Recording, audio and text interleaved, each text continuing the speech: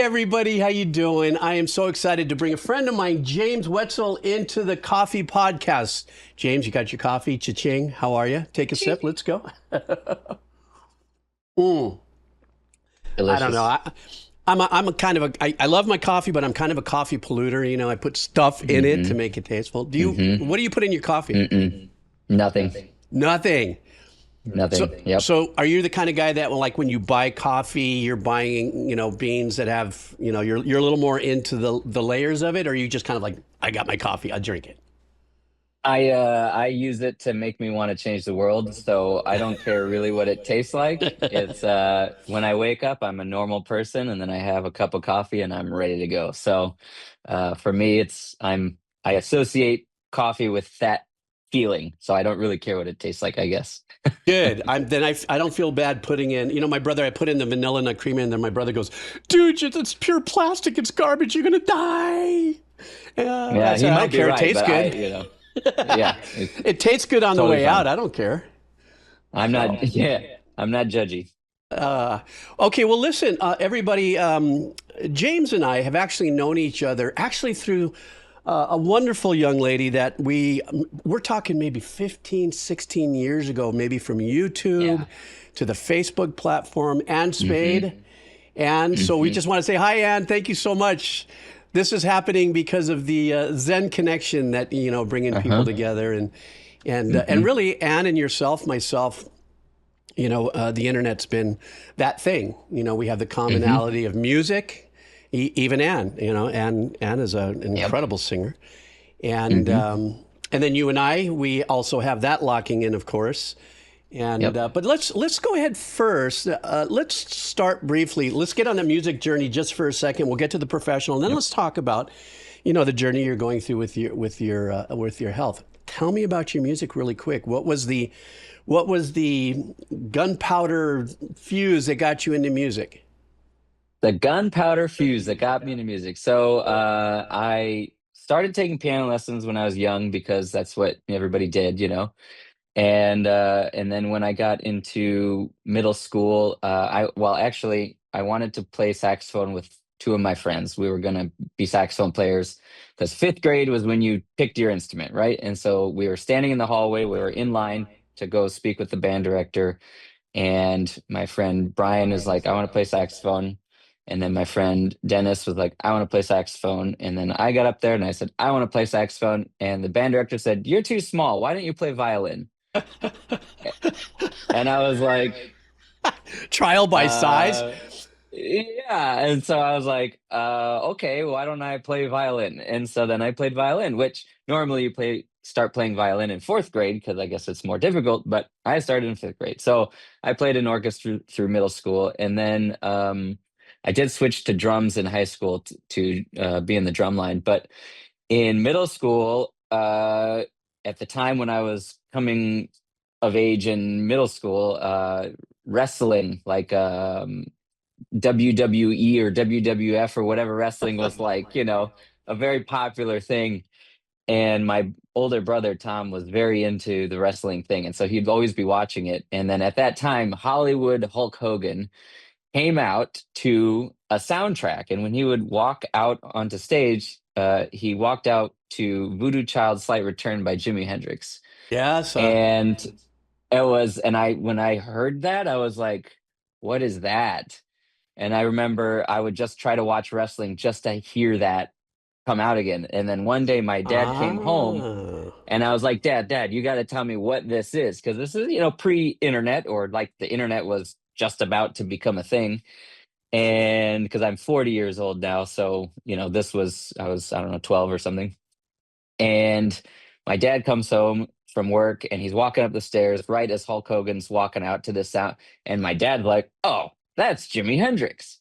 And he takes me down in the basement and he's got the record and he puts the record on and we Dad's listen to dad's little Voodoo hidden Child. treasure trove, right, of Yes, music. yes, Voodoo Child Sly Return. We listened to it and I was like, I lost my mind. I was like, what is this? And my dad's like, oh my goodness, you like Jimi Hendrix too? Because it turns out Bonding. I'm named after Jimi Hendrix. No So shit, my name is really? James. Yes, yes. So my dad would maybe argue with what percentage of my name is inspired by Jimi Hendrix a little bit, but my But mom's so like, you were destined. yeah. And so, my parents met because my dad was in a band and they needed a singer. So my mom auditioned for his band. And so that's how What a they met. great And they were, story. yeah, and they were in the band as long as I was growing up. They were always rehearsing in the basement and stuff like that. But it wasn't like they were indoctrinating me into any musical thing. We didn't, unless I had a question, they didn't try to do anything other than, well, why don't you go take piano or why don't you do whatever you want.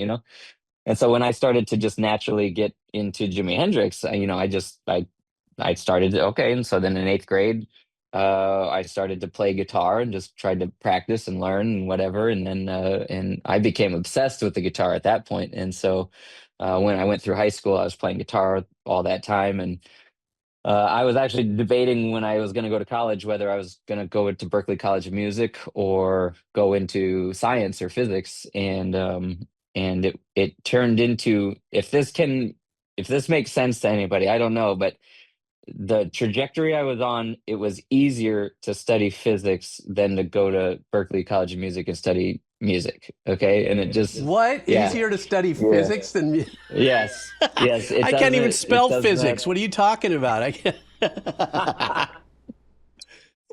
Yeah. Well, I got lucky. I was in the high school science teacher lived across the street from my parents, like kind of on another neighboring street. But I grew up playing with his son, like in the neighborhood. And when I got to high school, and I was taking his class in science in high school, that summer he offered me to go study with him at the University of Iowa. Every day we would drive. It was about an hour away, and there were 4 or 5 of us in my class that he kind of offered this to. And we went up and spent all summer every day working in the science lab at the University of Iowa. And when it was time to decide to go to school, I was I didn't come from a family that had connections. I didn't come from a family that had an understanding really of academia and that sort of world, and not a lot of money. So the idea of going to Berkeley, when I looked into it, I mean, I didn't, I couldn't even Yeah, imagine paying the $200 application fee, let yeah, alone the plane ticket to go there, let alone the apartment to live there, let alone the $60,000 a year of tuition or whatever. And here I am thinking like, well, there's no way they'll give me a scholarship. I'm not good enough, and all that, and all this swirling. And then the other option was the professor that we worked with that summer said if I came to Iowa, I would have a job. And since I live in Iowa, then going yeah. to the University of Iowa is basically you're automatically in. And, the tuition is like, $4,000 or so, it's something more Sure, manageable. And sure. so it was just like, oh, I'll go study physics because it was just a lot easier of a path. And which is an interesting, again, it's like, it doesn't quite make sense that was the easiest path, but that was the easiest path for me to take. And so that's what I did. And Well, I think your story. First of all, your story is so parallel to mine. mhm, To hear that your family, your mother and dad, basement music, they did their thing. My mother and father mhm, met while my mom was dancing at the Hawaiian Room in the 50s. And my father came, as a big band director from Argentina, and they met, and me and my two brothers mhm. show up. You know how that is. And, Yep. Yes, but I we were do. all born in a recording studio. We were all born, meaning my dad was always writing, and you know his trajectory. And so it Yep. was that thing that I was around. What's really ironic, though, and maybe it was sad, maybe it sounds a little stupid, is that I was offered opportunities of, when MI started in Hollywood, from Ralph Humphrey, a famous drummer back in the day. And I took, a drum lesson from Joe Porcaro Sr. and Ralph Humphrey and all these guys. When my dad gave me these opportunities, I was like, meh, I want to learn how to shape a surfboard. And it's so Yeah. funny because yours and I's path, are a little different, but I'm definitely not in by any stretch of the imagination one fractoid of a percentage of physics, but yet, surfboard shaping and design and looking, at all Absolutely. that sort of stuff. But we didn't do it Absolutely. technically that way. All that stuff was eyeball, or, in my case, after I realized I wasn't good at that, I ended up just being a sander. And it's like, okay, well, here, we'll put Uh-huh. Jeeves over here. But that trajectory of music is very identical. And the unique thing for me is that music because it was something that was a part of my family generationally as well, and because of the fact that dad and my uncle and that lineage, got to a certain level professionally. I love the fact, and I was so tremendously blessed universally. Like I still look up to this day. I mean, I'm in my mid 60s now. I don't know how much life I have left, and I still look up and I say, thank you so much. This was a crazy opportunity. But music became my job, which allowed Right. me to do the other things I wanted to do, even if it's just surfing, or I'm a professional do nothing kind of guy. But Right. Right. Right. what a unique kind of path we were kind of simultaneously on, just maybe, a 20-year difference. But so now I want to kind of fade into a little bit about, as we're talking about school and stuff. One last thing I want to say. When you were talking about that financial barrier to entry to get into like Berkeley and stuff, for me, I understand what colleges have to be about and stuff, but can you imagine how many brilliant, amazeballs musicians that are out there that didn't Yeah. get the Oh yeah. opportunity because that financial barrier, to entrance to Berkeley or any powerful music school? At least a lot of people who are extremely tremendously talented or push their talents now have YouTube College to learn things from. Right. Yes. But back in our Right. days in the 1900s, Yeah. it was going to be it was going to be about the money. If you can get in, you can Yeah. get in. But okay, so tell Yep. me about James Wetzel nerddom in science. Give me Yeah. give me that 12-inch dance remix of your journey with that. How that flex really became a passion, and then take me to like, what are you currently working on? Yeah, so when I got to college then and I was studying physics, and the reason there's a, whether, I don't know, there's a glamour seeking part of me somewhere that's kind of like, I want to do something interesting and Mm. glamorous. The interesting thing, though, is that I tend to do it just for my own enjoyment, and that seems a little bit odd to people. And when I tell people I don't have a ton of friends, I'm not a super social guy. I don't go out. I should have more friends probably. And the reason is because I just do things because I just enjoy to do them, and it's not I do them so that somebody will say good job, or I'll do them so that. So for me, I'm just very curious, and I just want to learn things for the sake of learning them for myself, really. And so when I got to college, and the reason I went to Iowa, and the reason it was so easy for me to do, and the reason I did it was because the lab I was working in was associated with the Large Hadron Collider at CERN in Geneva, Switzerland. And when I went to Wait. I college, got it to was time out something. Remember, you're yes. talking to a normal person. So I if you know. say Don't things worry, that I'll have get you more than there. 3 syllables or 4 syllables, if you see my left eye pull over this way, I'm really trying to follow you, bro. No, but seriously, I'm kidding. Yeah, No, yeah, continue on. But I'm saying, just every now and then you might see me go. yeah, So, yeah, yeah. so No, that'll be let's my go back cue. to whatever that machine was. Start from there. Yes, that'll be my cue. So this was 2004. Okay, so I went to college in 2004, and the LHC, the Large Hadron Collider, was going to turn on in 2009. Okay, so I get there in 2004. I start working on this thing that's in progress. So this is in Geneva, Switzerland. It's a ring of magnets. It's 300 feet underground, and the ring of magnets is 17 miles in circumference, or 27 kilometers in circumference. Okay, so it's a tunnel underground full of electromagnets, and they accelerate particles, protons, to a very high speed, and then force them to collide. And it comes out of E equals MC squared. So energy and matter are equivalent, two sides of the same coin. And so if you can create pure energy, then you can create matter. And we're sort of curious about what comes out, because what comes out is not what went in. So we use protons as our thing to make energy, but then out of the energy, we're curious, like, what comes out? What does the universe produce? And but the whole point was, this was the most advanced scientific thing ever attempted by humankind. That's what it was billed as. It was this like super the cutting edge of science. And so I was like, oh, I can just go to Iowa and do it and then be part of that.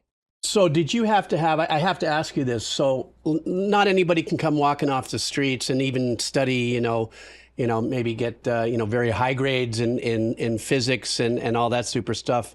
That's quite an achievement for somebody, is it not, to be a part of such a major project? Or is that something that, too, a door opened up through a path of your knowledge base meets opportunity? I guess that's that saying, right? Isn't luck at the crossroads of opportunity and preparedness? Anyhow, so Yes, what? Yeah. exactly. So when you're saying that, I mean, that sounds like a massive scientific project that probably a bazillion scientists, or neo-maxi zoom dweebs like us, I say that in unison, Yes, want to absolutely. want to get involved in. What was your trajectory into getting into that Yeah, particular so project, this at least? was, yep. So this is where there's something called the National Science Foundation, the NSF.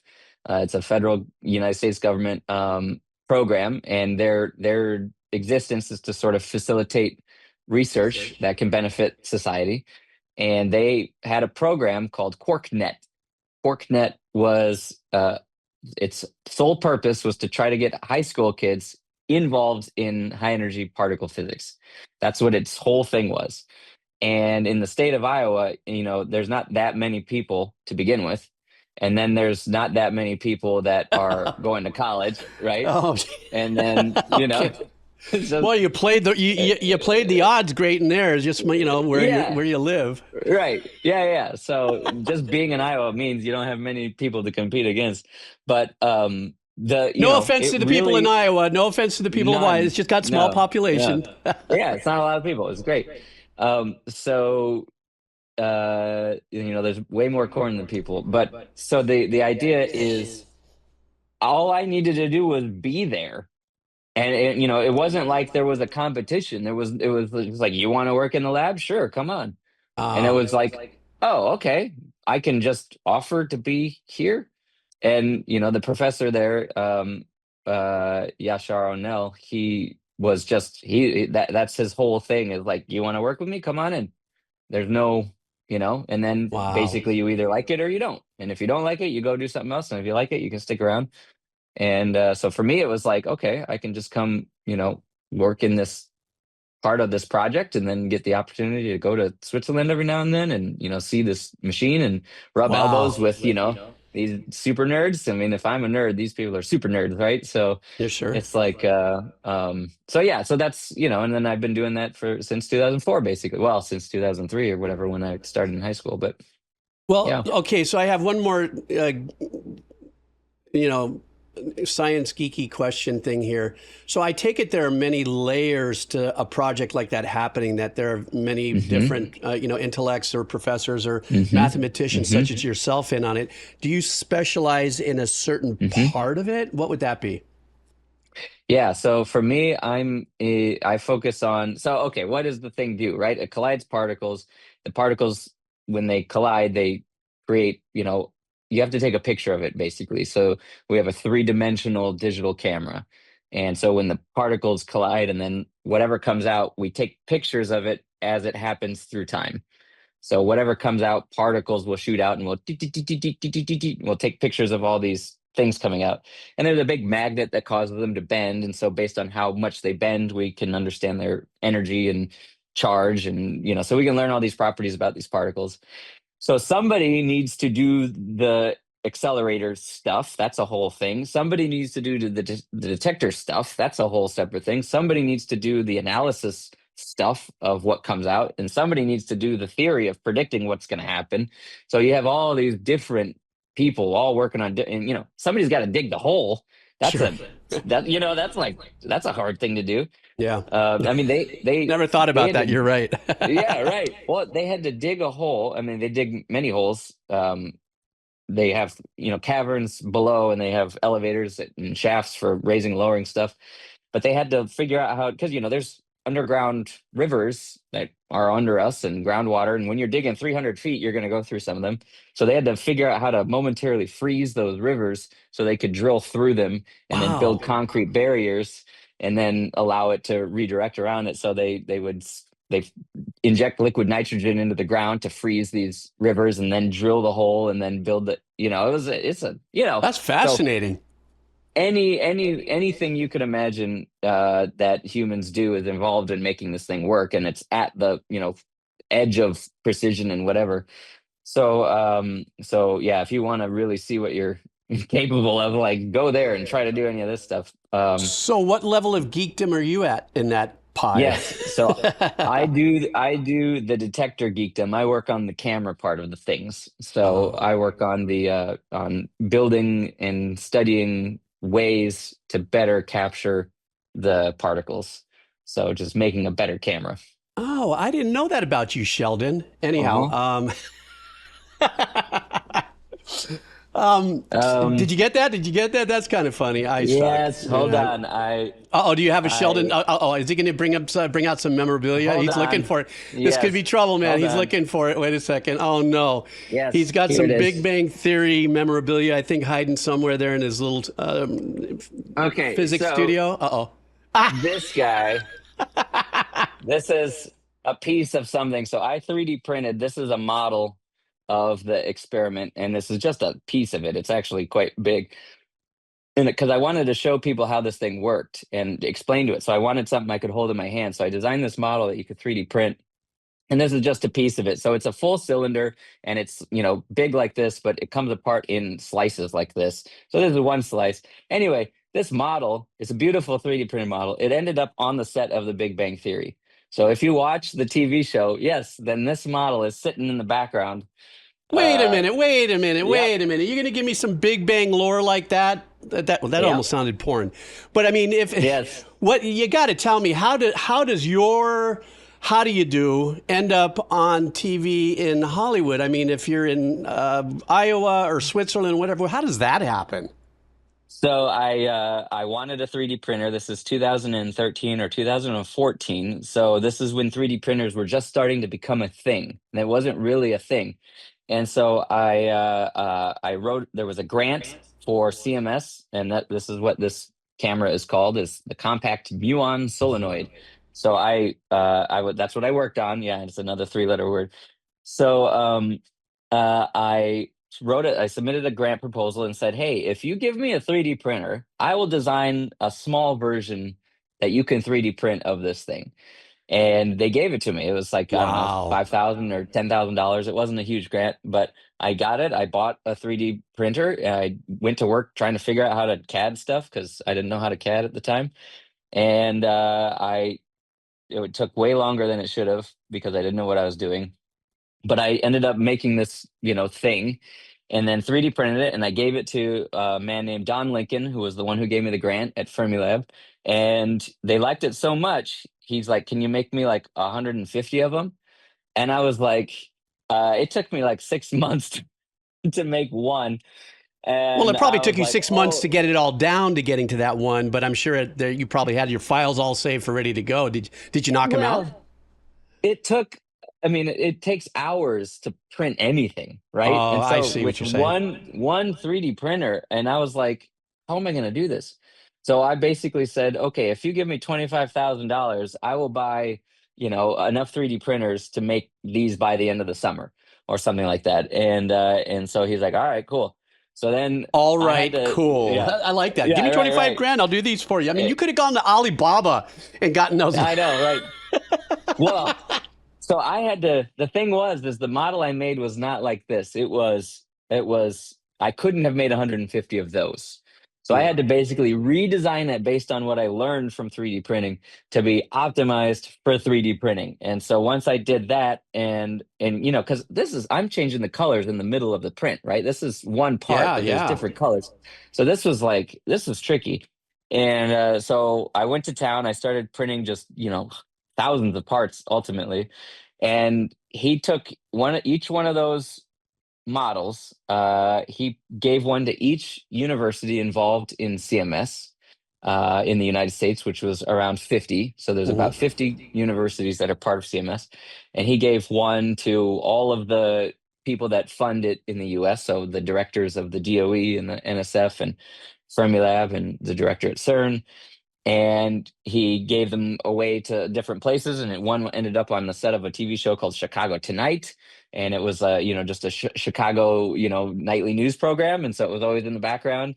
And then he gave one to the Big Bang Theory set, because Fermilab is in Chicago, and it's a national accelerator high energy physics laboratory, and this is where Don Lincoln worked, and he had connections in through a California college or university, and um, there's a guy there. I'm trying to remember his name. I am embarrassed that I don't remember his name right now.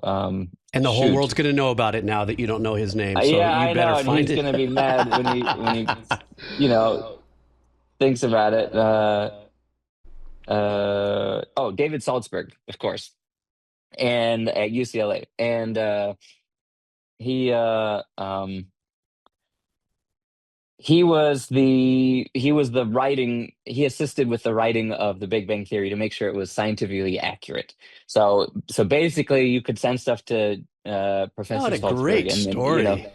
he would get it on the set somehow, and so that ended up, yeah, in the background of the Big Bang Theory. It would look like they were working on it in the back on a desk or something like that. So anyway, That is so cool. And what a very unique points of connection, how this world just does the things that it does and it's a everything. very small world, very It's so small world. mind numbing. So now we're going Mhm. to drift from this for a second because you know what, I'm listening to you and kind of knowing where I want to bring this. Um, Music is vibrations. Mhm. Percussive guitar, whatever we do, vibrations affect us certain ways. But it's the same vibrations that'll give us chicken skin or goosebumps, as a lot of people know. Yep. Emotionally, it changes our directions. It can make us happy or sad. Nostalgically, as we get older, it becomes a soundtrack of life. And you hear a piece of music, it Mhm. reminds you of something. And so already it Mhm. sounds like, that you were kind of unilaterally kind of on this zip line, if you would, of loving music because of what it was around you. At the same token, this kind of the this unanswered part of you when it came to math and physics and science, that you just started gliding down that way. Once again, it's a sense of creating things out of thin air.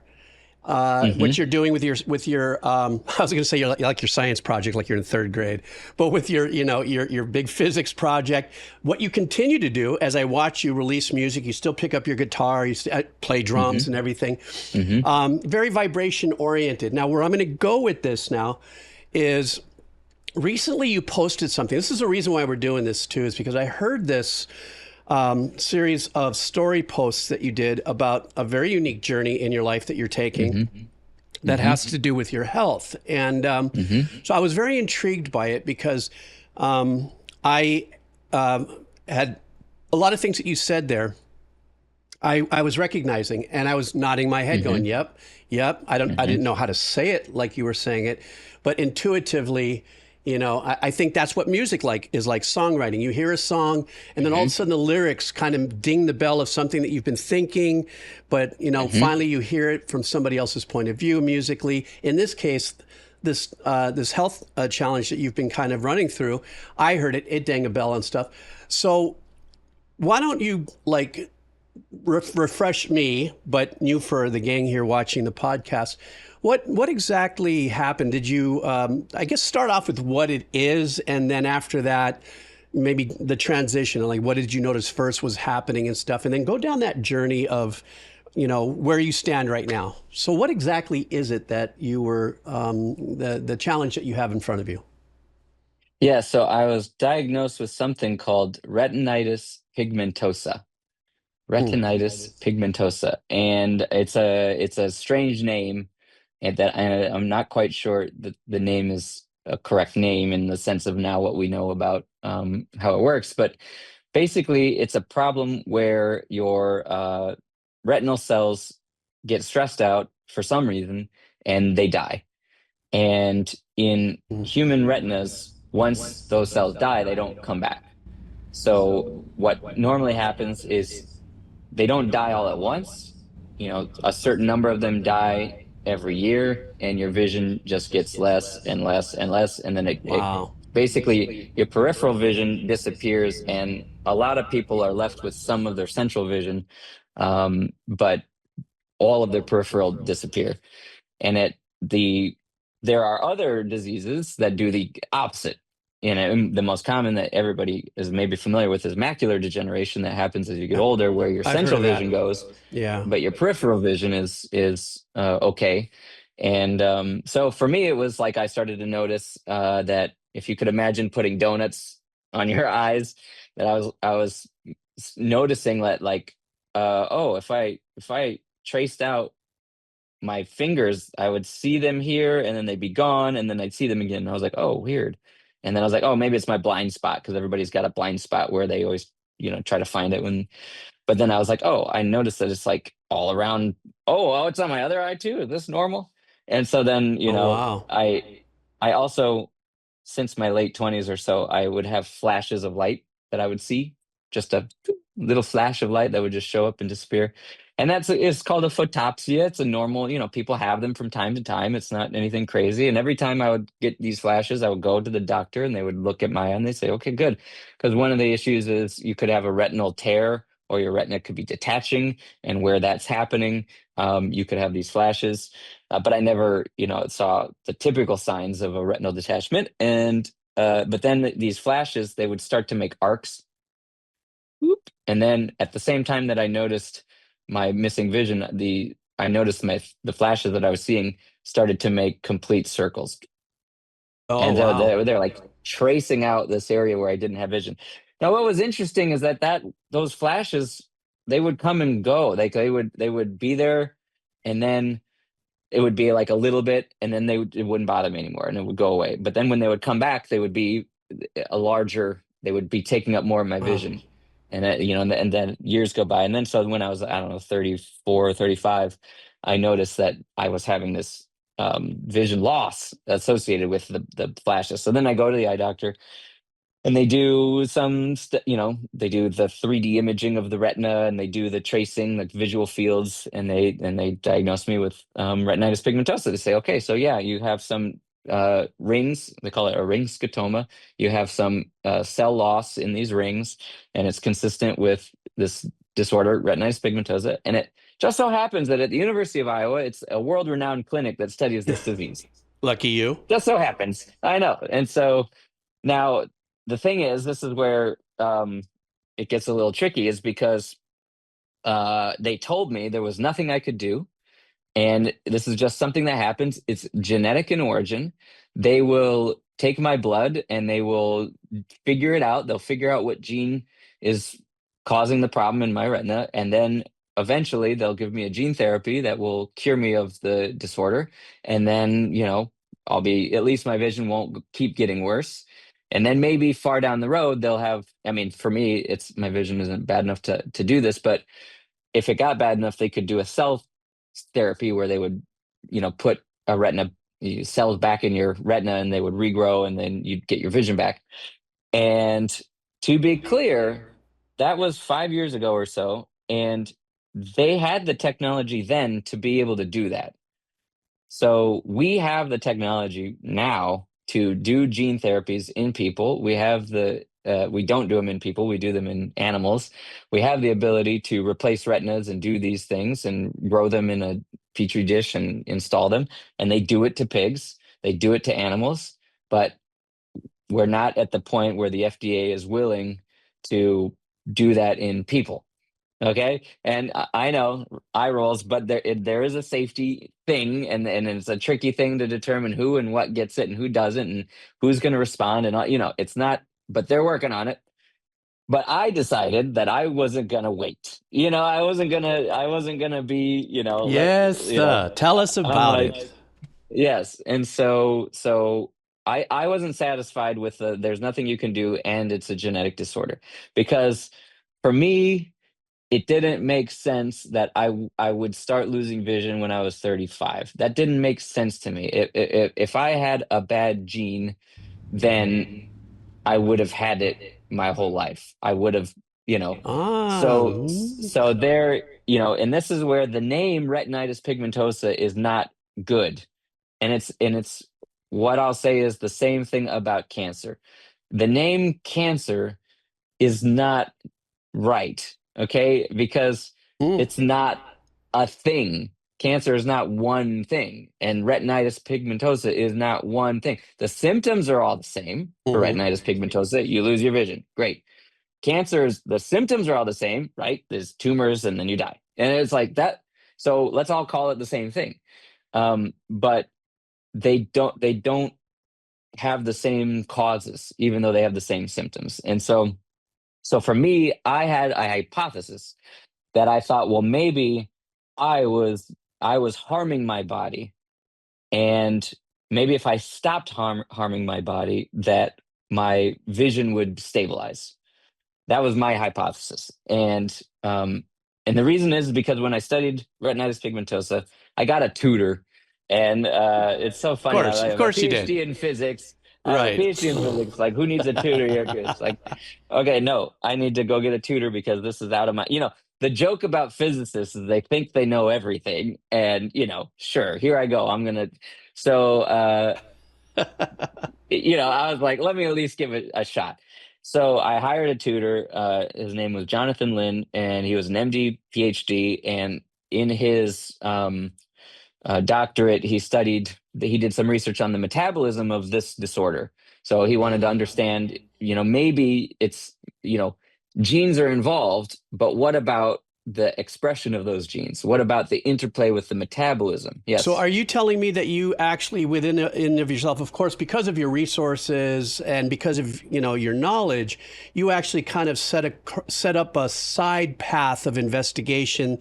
Obviously, it's very personal to you. It is you, but Yep. you have the ability Yep. to do that. So you actually started another stream of investigation on your own accord, just because there is that part of you that you're not satisfied with, a dead, an air gapped solution, if you would. That if it's this, Yeah. it's just this. You got to live with it. So you Yeah. took that upon yourself. That's badass. That's great. Yeah. Well, when you realize what the field of science is and the world we live in is built by other people, and you fancy yourself as somebody who helps to build the world that is people are going to live in tomorrow, Mhm. the idea is like, well, I'm a human.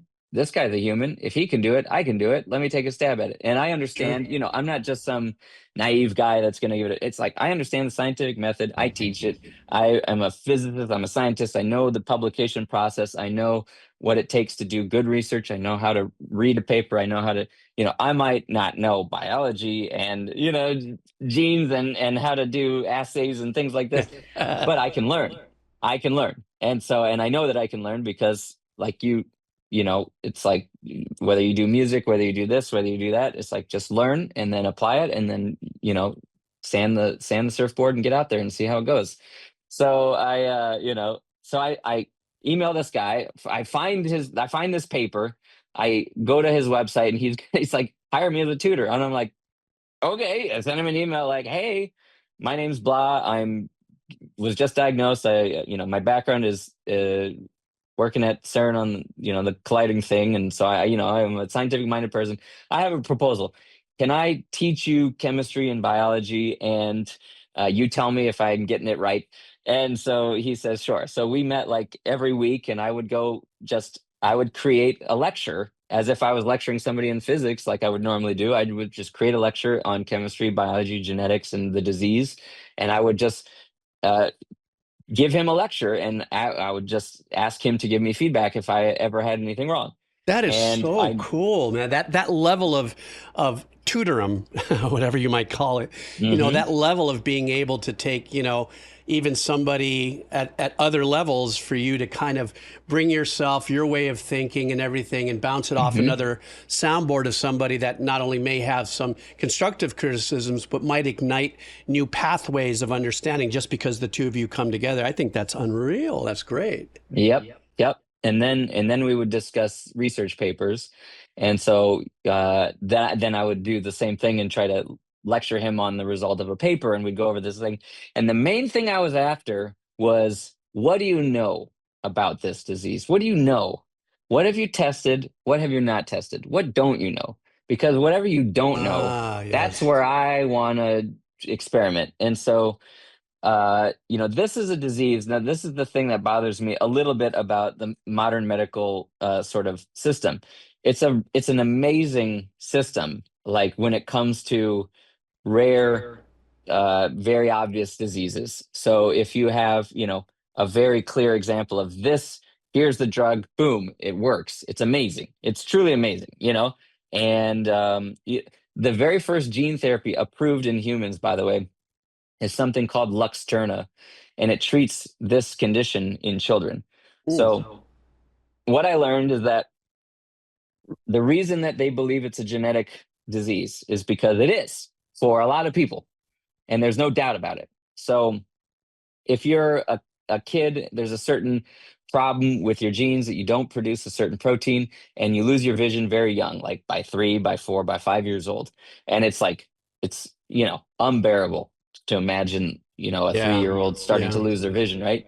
And so we understood that if we could fix that gene, if we could inject something into the eye that would turn that gene back on, or produce the protein that needed to be produced by the eye, then we could basically cure the disease. And cured is you still have the genes, but at least you're not losing your vision, right? Right. Right. And these trials have been going on for 10 years now. It was 2016 or so that they gave the first gene therapy, and they've been following up these kids for 10 years, and it's working, and they're maintaining their vision for 10 years. And so it's a very, exciting time to be alive. There's a few patients that don't necessarily respond very well, and some that, it wears off, but for the most majority of people. So, you can't just go give gene therapies to everybody. We got to Right. understand why some respond, whatever. But anyway, so I was like, okay, I was kind of initially, I was like, it's a gene disorder. That makes sense. And then I started to learn that, uh, you know, m- half of the people diagnosed with this, they can't find a gene. Like half of the people that have the disease, like symptomatically, when they try to profile their genes, they can't find an obvious cause. And Oh, so are the it's a results really random on that gene? Meaning, like, when you're doing I don't know what the name of the test would be, and you're looking for the right. genes, are you saying that particular lack of protein might land in another part of that gene thread that may not be obvious? You know, it's so it the most likely thing, and I don't want, everybody should talk to a true expert on this besides me, but there's the way multiple genes interact start to become important, and that's a lot harder to figure out. So I the way see. they do this is, they'll profile your genes, they'll compare them with other people that have the disorder, they'll try to find things that are sort of similar that might, then they'll create mice that have that gene. They'll try to add that gene into mice to see if it results in disease, or they'll try to do it in a petri dish. Try to see, metabolically, if that gene is responsible for doing something that might disrupt the homeostasis of the retina. So it's a really tricky problem to isolate a gene and prove that that's the gene that's causing the problem in the eye, I in see. your eye, right? So it's so if you talk to the person who's in charge of my care, he would argue that we'll eventually find all the genes, and the reason that half the people don't have genes is because it's hard to do.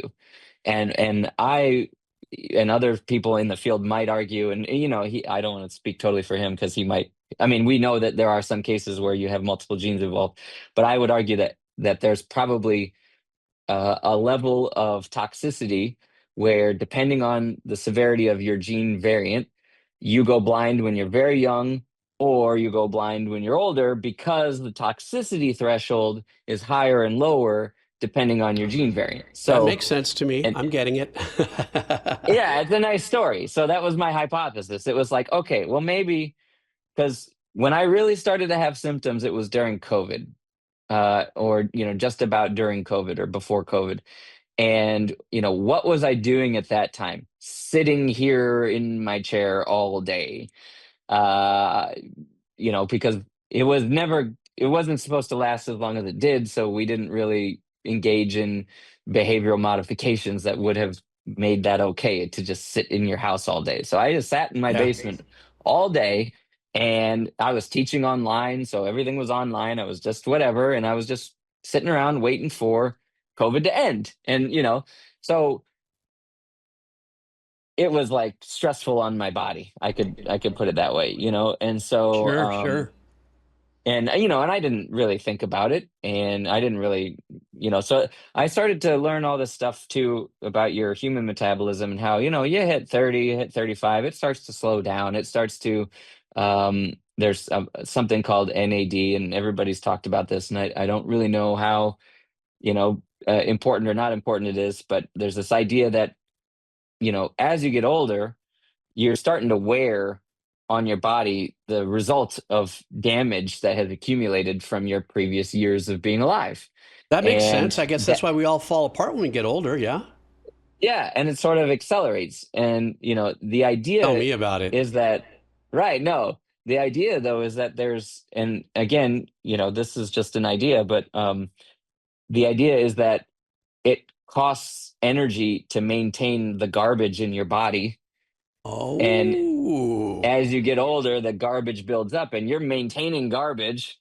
And, you know, so the energy you have, there's less of it to keep the good stuff working. And so you actually make more garbage faster. And that, you know, so it's this kind of So spiral, then right? let's just for my brains, the Yep. garbage that you're talking about is a lifetime of ingesting or possibly breathing. Some of it is obviously, voluntary and some is involuntary, but the lion's share of it is voluntary. It's what we put in our body, the foods, and hence what everybody's been really vocal about for the last bazooka years, but more so in the last 20 years since we have a lot more of an open forum to discuss things because of the internet.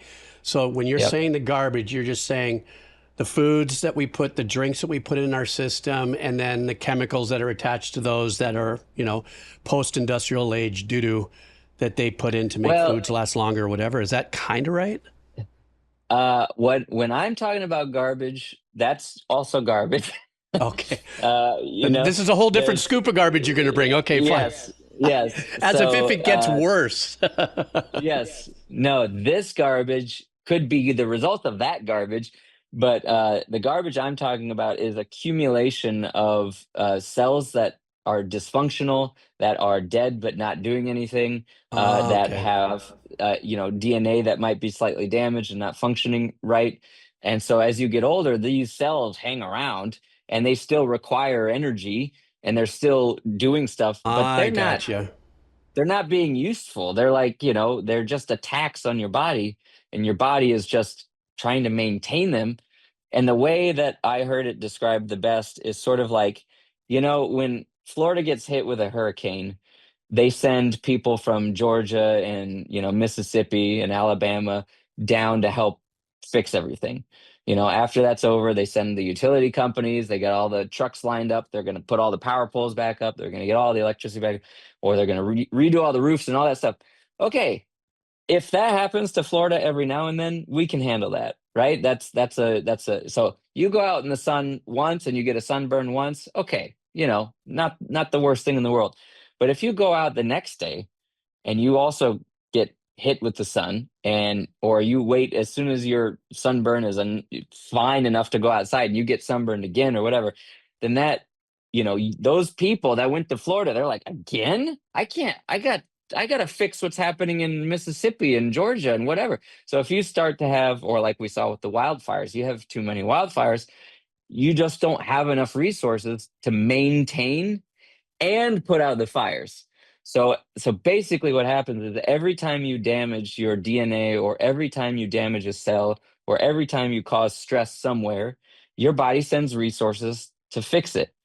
But that means those resources left what they were doing to do that. So it's not like you have sort of an infinite amount of resources Gotcha. to maintain everything. So if you're drinking alcohol, smoking a cigarette, going and sunburned, and, you know, and then you're not eating the stuff that would actually help you repair all that, then you're aging faster, right? Because aging is just the accumulation of all the sorts of wear and tear on your body. So if you're not able to repair the damage that you're doing every day just by being alive, then this damage accumulates. The fire burned down the city and the city never gets rebuilt. And so now you just have this burned out thing somewhere in your body, thank you so right? much for Jeebsifying this. I mean, because I Yes. truly am following you, but I truly appreciate kind of the theater of the mind that you're painting because we all learn differently. Yeah. So when I'm listening Yeah. to Yeah. you Yeah. speak, I can understand what you're saying, but your approach I really appreciate because I am that guy that learned most of my life how to study reading pictures first. Right. Oh, Yeah. there's no Right. pictures in this book. I'm not reading it. This is bullshit. But thank you very much. I Yeah. appreciate Yeah. that. I do. Well, that's how truthfully everybody learns. And you have to have a visual in your mind of what it is. And you really can't get that from words. You really can't get it from a textbook or whatever unless it's Well got really said. great Thank you for animations, saving my study habits because my teachers in the 1900s used to get really pissed off. Yeah. I'm sorry. No, I'm just it's derailing you. I'm derailing it a little bit only because I really appreciate how you're explaining it yeah. because I'm like, okay, I got No. it. I got it. Now, as a professor, that's kind of well liked, because I understand that, you can't just throw a textbook at somebody's head and then they learn it. I mean, it's a journey of storytelling, it's a journey of experience, it's a journey of understanding, and that doesn't come from a textbook. That's there as part of it, Yeah. but we ignore the rest of it. And people feel bad. They say, I'm a visual learner or this or that. And that's why they weren't good at science or math. It's like, you weren't good at science or math because you didn't have a good teacher. That's ultimately, Ooh, well, you well know, done and well said. So now you're going through this mhm. journey as you've explained it. Uh, you were talking about the garbage that is left over just Yes. by attrition through your bodies battling Yes. things, leaving garbage behind. It's not getting the garbage isn't getting taken out. Therefore, it's kind of like a compost, and it's steaming Yes. and it's getting stinky. Yes. Here's Yes. some theater of the mind for you. So Yep. the vision that I'm getting is that these cells that have been battled, the ones that are just laying around all the years throughout life, is kind of composting, and it could be stinking, Yep. and it's producing negative impact, kind of stuff. So I kind of see that whole thing now. Is this where you get into that phase where you start to understand the process of where you are now in your life, the studying and everything that you're going through, and now you start to focus on the intake of foods and stuff like that? Yes. Is this at that point? Yes. If it is, let's Yes. go. Let's go there on that. This is Yep. where I really want to hear some fun multi-syllable stuff. Yes. So like butyrate. You So see, I told you. yeah, yeah, yeah. No, so yeah. And so I went on this journey of trying to understand. Okay, so basically what I have understood about disease is like, if and I remember my dad told me this a long time ago when I was young, about I was gonna buy some piece of electronics, and I was worried about this or that, and my dad said something along the lines like, if something lasts for a few months, it's going to last a while. If it's electronics, like there's something, if something's going to go bad, it's going to go bad early.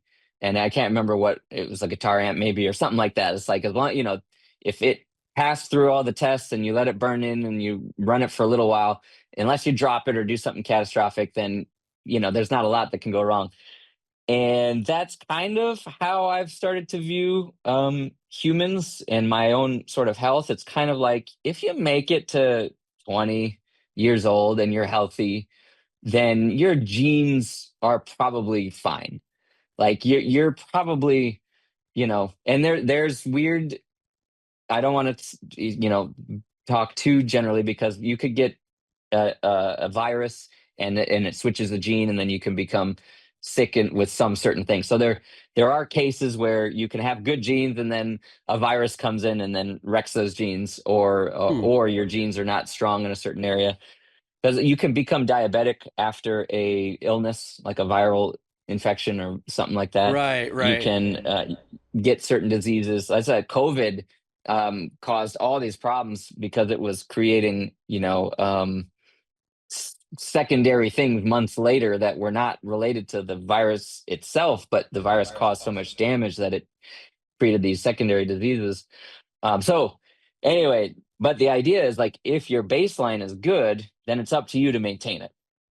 Okay, so if you make it to 20, 25 years old, you're a good life or whatever. If you start binge drinking, if you start doing these insults to your body, you're basically just burning the candle down faster, right? And so, that's kind of my idea. And it's a good hypothesis. I'm a scientist. I wanted to try the idea. I said, Of okay, course, of if course. if if this hypothesis is true, then if I lived like I did when I was 18, 20, 21, then I shouldn't have symptoms because I didn't then.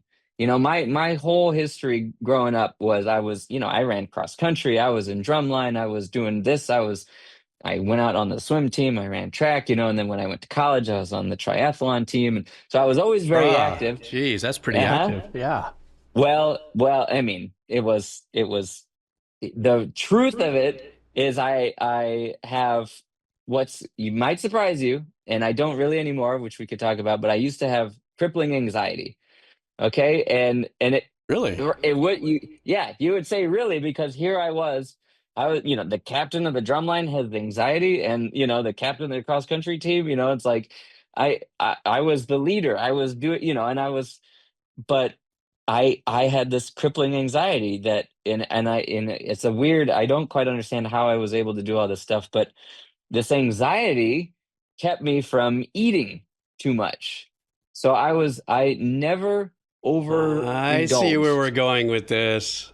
Yes, and I was always too busy to eat, and I was always fasting, as you might say. I was always fasting, and I was never underweight. I was never so skinny that it was a dangerous thing. Nobody ever would have accused me of having an eating disorder.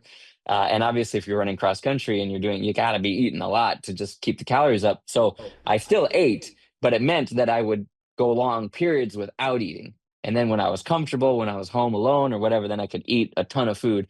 But that fasting, I learned recently, is a really important tool to staying healthy.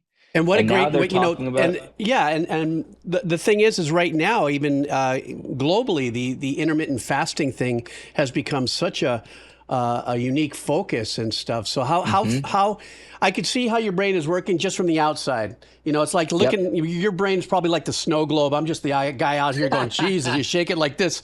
Look what's happening, Yeah, man." right, But at the end of the day, I'm right. connecting those dots. I love how that Hmm. whole story that you're painting. That while you were younger and you were extremely active, that could have also been a derivative of anxiety and draining Hmm. some of that anxiety as well as you were putting it to Yep. work in a physical. And it seems like those sports are even though they're competitive sports, they're sports that you are competitive unto yourself with against time. You run against the Exactly. time. So it doesn't Exactly. necessarily mean it's a team thing, even though there could be relays Exactly. involved. So you're Right. working out your anxiety, energy, and stuff Yes. with these solo sports. And Yep. then in retrospect to where you are now, you're looking back at that part of your life going, bruh, I was, my intermittent fasting program was in full regalia without knowing that was going to be something that I can reflect on when I get older. Yeah. So Yeah. that's extraordinary. What a great theater of the mind. Thank you. And I love that you noticed that these are solo sports because it's funny when I'm a very competitive person against myself, and this is the thing that I don't think people appreciate too sometimes, because I've been around insecure people, a lot in my life, and they get insecure about, if they have to go against me with something, and I'm always I've started to realize that, like, it can be it can be intimidating, because I'm somebody that I ran as fast as I could. That was like what I tried to do, like, was just run as fast as I could. And why would anybody do that? That's a weird, it's just, like, what is going on in my head that I'm like, yeah, let me see how fast I can run a mile. Why don't we just do that? And it's just like, so, Wow. that's because there's nobody to rely on. If you're in a team sport, it's like you're a little bit off that day. You got somebody that can pick up your slack or whatever. But for something like cross country or track or whatever, I mean, yeah, like you said, I mean, it's really up to you to perform, and it's you against yourself. So I'm not even worried about these other people, and it's just Yeah. like, So anyway, so I took that as my hypothesis of like, well, if I try to get my body to be like it was when I was 18, great. If I could reverse time, well, maybe I can't. But at least if I can start to adopt the habits that made me feel good or made me, so I started to exercise again because during this period I wasn't really exercising. I started to do regular like, Apple Fitness for being at home during COVID was amazing. So with Apple Fitness, you could just have somebody on the TV coaching you on how to, do a high intensity interval training thing Right, or right. whatever. So I started to just do these 15-minute snacks of like fitness snacks and just to be active. And then I started to learn about food as medicine. Okay, so for me it was okay, I have to get back into fasting. So I was like, all right, I normally would have skipped breakfast and probably lunch and then just eaten a lot for dinner. That's what I normally would have done, not necessarily because I wasn't hungry or because I was busy, I had anxiety, I'll just wait till I get home, I could push off the feeling of hunger until later. And so I was like, well, why don't I get back into doing that? And it wasn't hard for me. That's and the same thing, I never really drank alcohol. I've never actually been drunk. Like you couldn't say, I don't think I was ever drunk. I've Yeah, that was my next. had, Just in the back of my mind, listening to you, yeah, I don't feel that I could envision that even though life had changed and transitioned from the days that you were intermittently fasting unconsciously because or subconsciously because of your athleticism, but I don't see that you would have wandered into eating a shit ton of, McDonald's and crappy foods and stuff. Unless, did you? I mean, that's did you what I find did. your diet Yeah, changing? yes, I did. Oh, Because you couldn't go to the grocery store, and so oh, there I was see. You're talking still right the there was a COVID lot of. era. Yes. Ah, So gotcha. we're sitting at home, we're not being active, and then I'm turning to not only because of the convenience of it and not being, I didn't want to go out to a grocery store or whatever, but also because I wanted to support the restaurants that I liked. And and they were going through Sure, this time. And sure. so it was like, all right, so I ate nothing but fast food during that time, I see. and Okay. and so for the first time I like got a belly. Like I had a belly. I'm this skinny guy. And I was like, I looked in the mirror and I'm like, whoa, I'm like kind of chubby, there's this like, so then, and then sitting around all day and then just Right. staring at a computer screen and all this stuff. And my sleep got all messed up because I was staying up late at night and, doing all this stuff. So I was like, I had a hypothesis that I was like, well, maybe, and constantly I'm testing it. Constantly I'm measuring it up to what's really happening. And I was like, I'll give this doctor the benefit of the doubt and I'll wait for them to tell me the gene. And if they tell me the gene, then I'll know it's the gene. And then I'll figure out if I can turn it on or turn it off because you can, manipulate your genes a little bit in that way. And they, to this day, it's been years, they haven't found a gene for me. Hmm. So for me, I'm like, okay, so that puts me in my hypothesis. It puts me in the camp of people that can influence their progression. Because if there isn't an obvious gene, then the gene itself is not strong enough to cause the disorder. It can't just be one gene, then it probably can't be one gene. It must be the interplay of the genes. It must be something else. It must be oxidative stress overwhelming my retina because I'm not allowing it to do its job. And so, Which is not the I, common thinking thread of Joe Normal.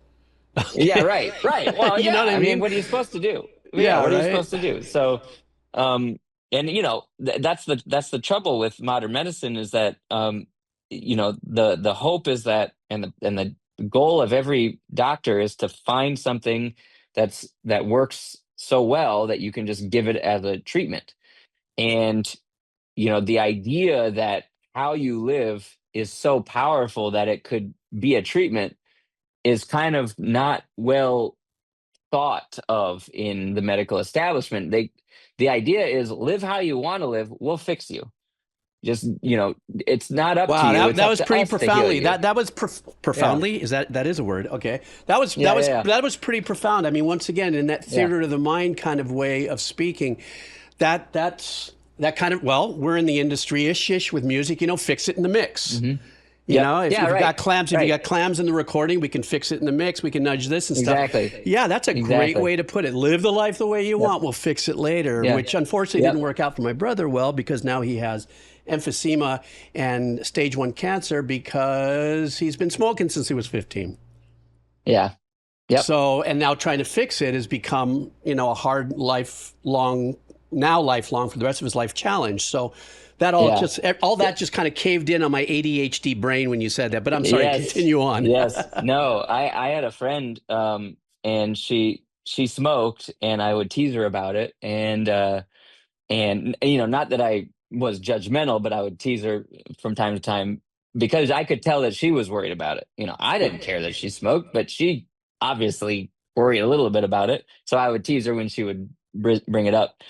And she said something of like, well, I don't want to be in a nursing home and, Mm. blah, blah, blah. And I just looked at her. I said, the people in the nursing homes are the ones that smoked. Because if it's like, if you Oh, don't take care of your body, yeah, it's like you're gonna end up sick and you're not gonna want to die. And now your only option is to be hooked up to a machine and do all these treatments as a last resort because you didn't take care of your body. And now, so, but if you take care of your body, then you'll yeah. live a nice life at home and you'll drop dead. And so it's kind of like that's Hopefully, the yeah. hope, right? Is that, yeah, I mean, that's the hope, is that you stay, your health span, the amount of time that you're healthy is long, and then you just die quickly. And that should be everybody's goal. Instead, we're hitting 50, 60, and then our vision is going bad, we're aches and pains, and then we're slowly, and then it's like, oh, the last 20 years are a real pain. So we got 20 pills that we're all taking and all this stuff. So I only have um 5 right now. I'm in the mid 60s. I got 5 pills and a steroid breathe, but I'll get up to 20, I'm sure, soon enough. yeah, I've you'll resolved get that there. my life is like a manatee. Right now, where I'm at with my life, I swim, I surf, I eat sea cabbage. I'm still going to be fat. That's So I perfect. just figured the life Yeah. of a manatee. But anyhow, I'm sorry. Once again, I kind of derailed your forward motion No, on the fact yeah. that you were saying, doctors will say, live the life the way you want, and we'll repair you later. So I'm sorry. Continue on. Yeah, yeah. And not to be critical of doctors, because uh on some sense that is the charge that they've been given, because the society itself is going to live the way they live, and you could tell them what to do and they're not going to do it. So the point of a doctor is to fix people regardless of what they've been doing. And I think that that's the challenge that we face, is we have an expectation that doctors are going to understand nutrition and lifestyle and all this stuff. But that's not what we ask them to do. We ask them to fix us when we have a problem. If Very you well want to said. go, if you want to go explore lifestyle stuff like that, okay, go find that person, go talk, go deal. But that's not what we do. You have high blood pressure, we'll give you a drug. You know, Otherwise you shouldn't have it. If if you want to live a life that's like will lower your blood pressure, then go do that. But if you don't, we'll give you the drug to manage it or whatever. So that's the environment that we live in, is that those groups of people that are in charge of all the technology and have all the research lab and all this stuff, their job and what their goal is to find treatments that treat diseases. And so that means that a lot of this research into metabolism and lifestyle and nutrition is in these labs and in these universities and behind these walls, and they don't get to the people who might be interested in the lifestyle part of it. And I that's the understand. challenge, right? And I said this to them when I got my eyes fixed, or not fixed, but when I started to go back to the doctor, and I told something like, you guys are behind gates, and I would love to participate in, to be active in my figuring myself out, but there's gates that keep me from doing that. I mean, you got to go to med school, you got to go to do this, you've got to do, and I know that that's important, but not the only way to get something done or to figure something out, right? And so there's just not a good way when you find a self-motivated person who might be interested in trying to help out, And then how do you determine if they're not a crazy person or if they're Right, capable or right. not? So I get it. And it's like, okay, well, now you need to go to college to learn all this stuff. So, okay, you've got a disorder now and you need to start working on how to fix it now. Oh, but let's go take 5 years of classes and then start to work in my lab or whatever. And it's like, well, I know that's like the least efficient way to learn something. I mean, classes are great and going to college is important, but it's not how you learn to do something if you need to do it. It's like the least efficient way is to Yeah, sit you're in right a about that. classroom Yeah. and listen to a lecture. You know, it's like so anyway, so fast forward to I got this tutor, I started to learn all about this disease. I had this hypothesis that I was like, okay, if I remove stress on my retina as much as I can, then my vision should stabilize. And the hope with a disorder like this is that you keep your vision that you have. There's no way that you're getting vision back because your cells, when they die, they're dead. And I learned about this company called J-Cell, or no, J-Site, making a product called J-Cell. And the goal of that company is it's what's called gene agnostic treatment. And what they do is they inject cells into your retina that produce what are called neurotrophic factors that help your retina function. They help metabolism in your retina. And that to me, I was like, wait a second. You guys told me this is a genetic disease. And you're telling me that there's a company who just went to clinical trials trying out something that is going to prevent vision loss for anybody independent of gene. And that was Mm. like, okay, all right, Ooh, right. yeah, metabolism. So then I started to focus on metabolism. And, that to me is where I started to realize that, okay, disease is really all about metabolism. So I started to view your gene profile. Everybody's got different genes, right? Do you ever study World War II? I would say a little bit more moderate than most people, but yeah. Yeah, it seems like everybody goes through a phase where they start to study World War II. Anyway, I went through that phase, and so there was the Western Front, and there's Mhm. movies all along the Western Front, and but this really long front. And the way I thought to think about my genes is that, okay, in every cell is the same DNA, and in every cell the DNA is turned on or turned off depending on the cell that it is. So, like, a hair cell is different from an eye cell, even though it has the same DNA in it. And the way it works is they have methylation markers that tell which parts of the DNA to play and which parts not to play. The way I think about it is a cassette tape. So you have all this DNA, and maybe you've got younger viewers who don't know what a cassette tape is, but Yeah, probably. right. But so a cassette tape, right? Magnetic tape, round around. So the Whee! way, yeah. Fix it with a pencil. If Put you've the never, pencil in the middle. Go yeah, I ahead was and gonna say rewrite. if you never had to. So bad DNA is when that happens, right? When your DNA gets so DNA is a cassette tape. Yeah, every cell has DNA, and it can only play the song that's exposed, right, to the reader head or whatever. Mhm. So every song is a different cell you can think about. Even though the same cassette tape is in every cell, each cell is playing a different song. Okay, so that's the way to think about the difference between a skin cell and an eye cell and a whatever cell. It's all the same DNA, but they're playing different parts of it. And so when that starts to get messed up, then you're playing the beginning of the previous song or the next song, or you're playing the end of the previous song. You really should be playing this song. And so what happens is you start disrupting things as you get older. Your methylation patterns start to get screwed up, and your DNA doesn't start to create the proteins that you need to create. So there's certain things that you can do that keep the tape with the pencil. There's molecules you can take. There's foods you can eat that help, that are the pencil that keeps the Yeah. cassette tape tight, right? Right. And so I started I to had no idea that investigate my that. statement was going to play into the formula now. I feel like I'm Yes, part of the process. All right. yes. No, Making I it mean you're easier. I was like the trigger to make it a little easier for us, yes. us normal folks to understand. So okay, I feel good now. Well, either you're very smart or I'm really good at explaining this because it seems like you're like totally understanding exactly what I'm saying, I'm right? present. I'm present and I'm Yes. absorbing your Yes. education. Yes. And so okay, so metabolism, part of metabolism is maintaining DNA, keeping DNA maintained. And then you've got cells that they age out. We've maybe all heard about telomeres, and they get longer and shorter, and as they get shorter, something like that. That's another aging thing.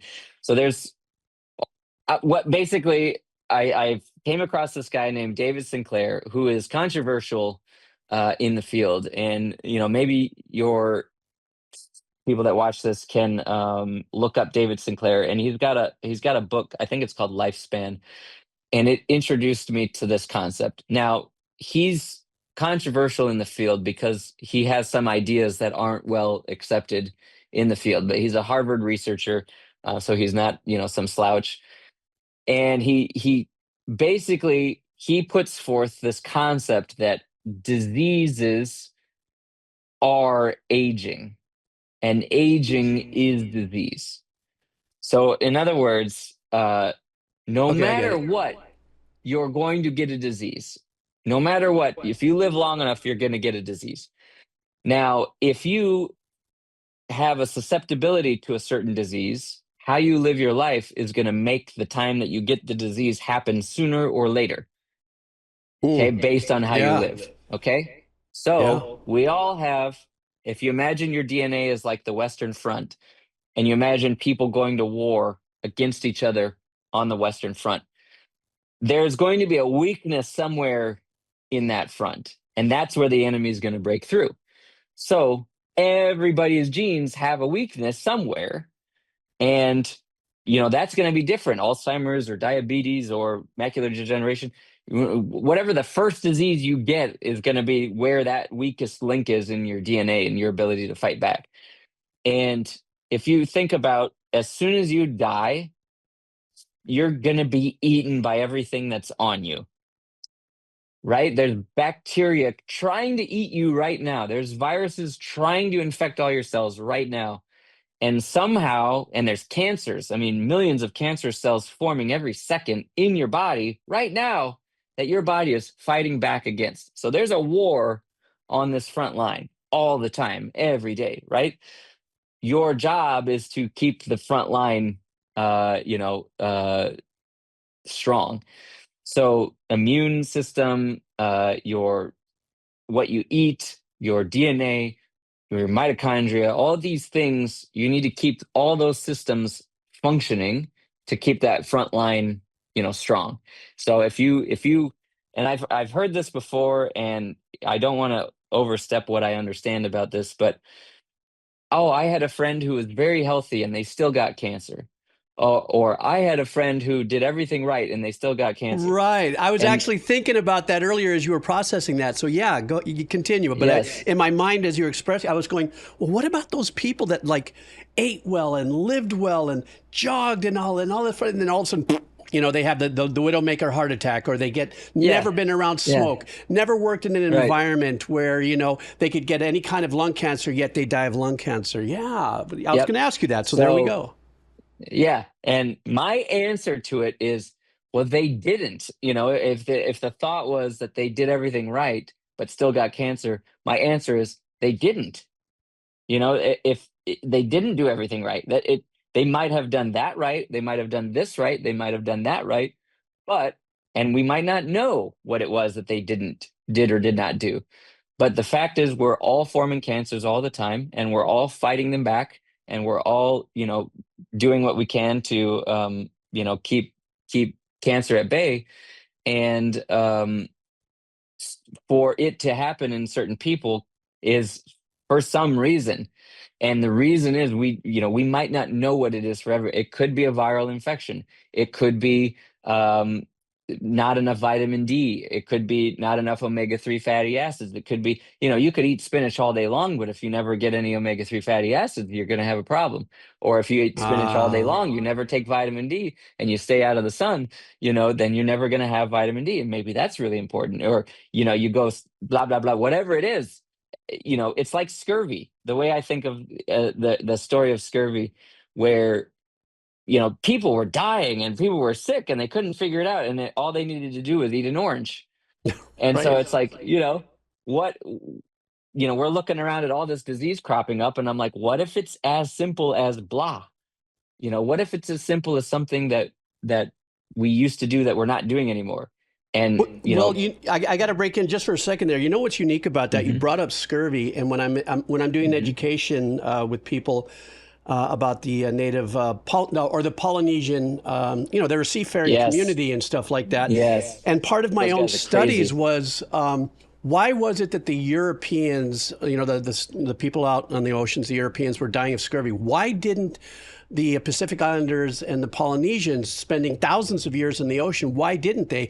And when I started boiling it down and doing my own homework, I realized that even though there was a little orange in Tahiti, there was still a large community of Polynesians that were seafaring.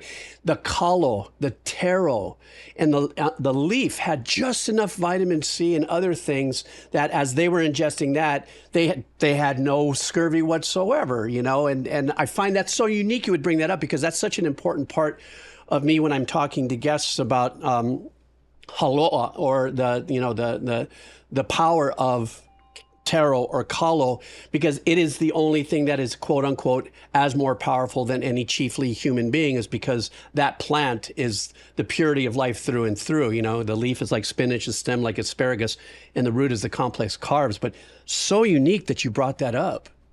Hmm.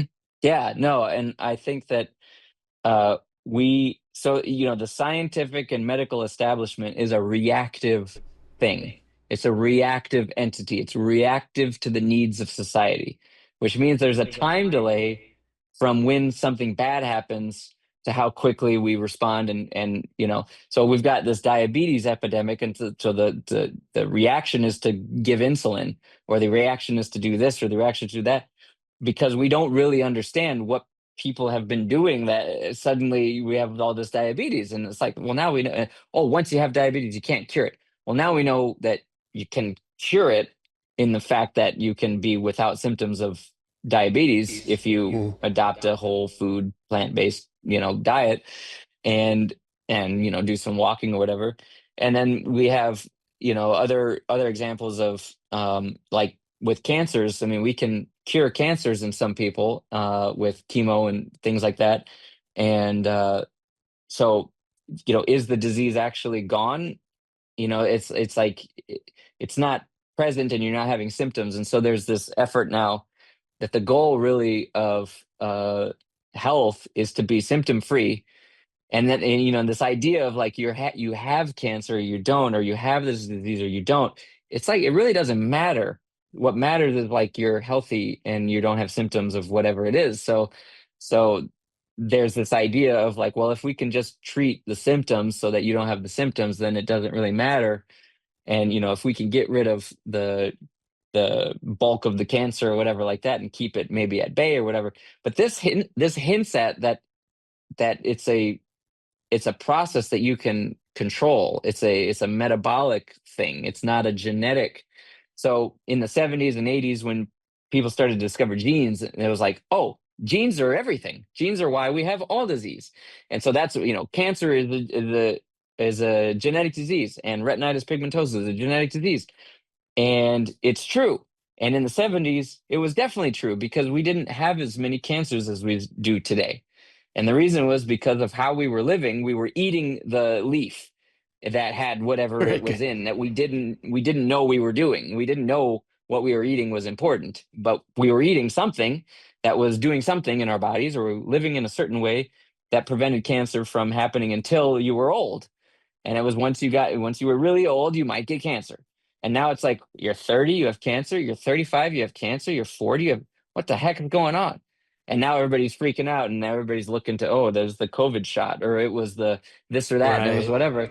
And it's like all these things. It's like, I mean, I think it's as simple as metabolism, and our defenses are weak in a certain area, and that leads to cancers. And we drink too much alcohol, we eat too much garbage, we don't eat enough good things, we don't sleep as well as we should, do all these things that tax our system and make it weak, and then we're surprised when it breaks.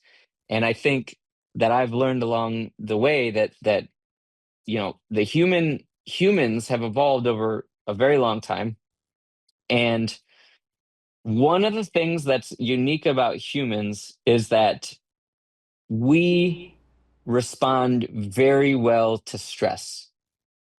Hmm. Like the human body during times of stress gets stronger, which is Hmm. so the way that, like if you think about it evolutionarily in the so with evolution, the idea is that there's something called natural selection, and natural selection is it's like boot camp in the military. You go through boot camp to see who's going to make it to the next step. And it's intentionally hard. It's intentionally uncomfortable to see who will survive. And throughout all history on Earth, there has been things trying to eat each other, and that's the whole. All of life on Earth is things eating each other, right? Hmm. And Right. whoever got the best at eating each other, and whether that's bacteria, viruses, or whatever. So our bodies have adapted to survive and thrive in periods of stress. So, for example, if you stop eating, you go into ketosis, and you don't die. I mean, you can have somebody like me still has like 30 days of calories on me. I won't die if I stop eating for 30 days. I mean, that's crazy. Maybe even 40 days. So, I still need to drink water, but I've got enough calories on my body, right, to go 30 days without eating. So if I stop eating, I switch to burning fat as fuel. And this is called ketosis. And some people try to stay in ketosis and then you eat mostly fats and to get your energy from fats. And the idea is that your body switches into a metabolism that makes your brain maybe work a little better. You actually get smarter. I mean, Socrates used to fast for like 30 days because he thought his mind worked better. And now we Yeah, think I've that heard something like that. Yeah. it might be because your brain uses ketones as fuel, and it works a little more efficiently than. But think about it.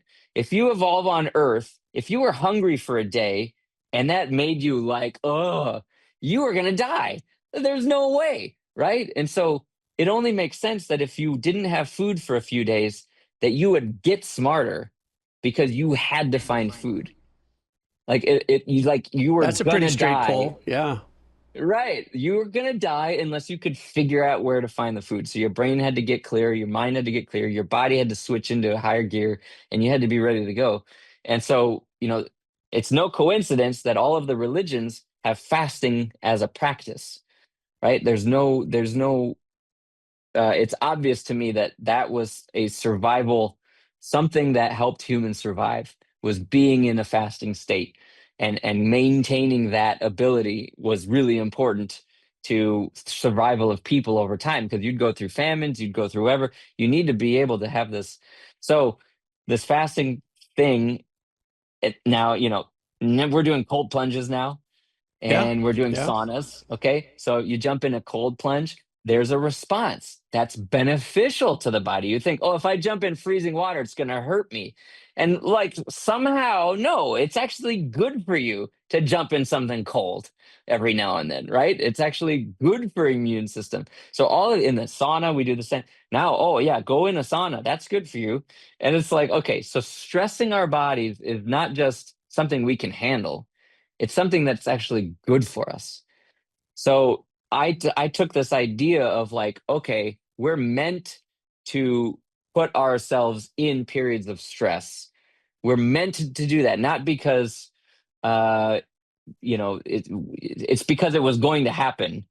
And if our bodies didn't have a way to deal with it, then we wouldn't survive. And so all of these things our bodies have evolved to take advantage of rather than have them hurt us. It actually makes us stronger. So now if we jump in the water and it's cold and something else goes in and they don't have that adaptation where it's good for them, they'll struggle and we can defeat them, right? Or if it becomes really hot and we can benefit from that rather than, of course, you can only be in cold water for so long before it does kill you.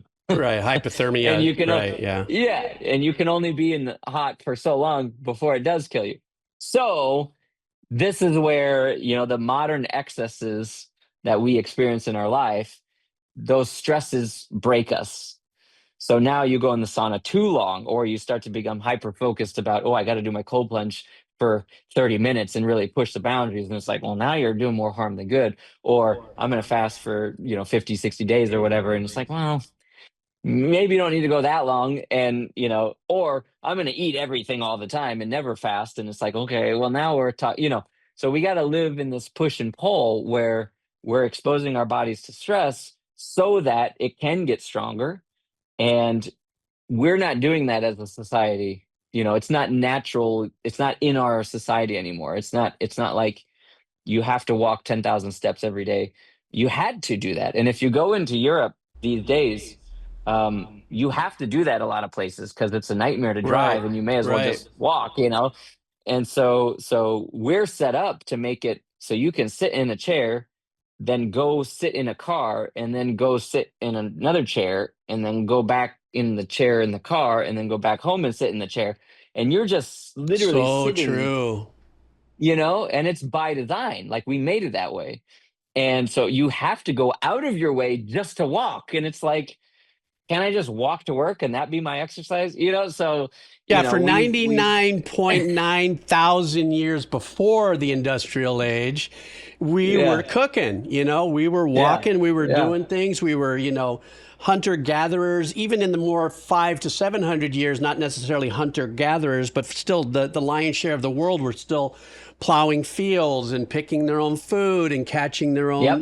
whatever it was. So we were cooking until, Yep. well, there's a bazillion videos that talk about, how we've stagnated our lifestyle in the last 100 years. But yeah, that is once again another, wonderful theater of the mind there.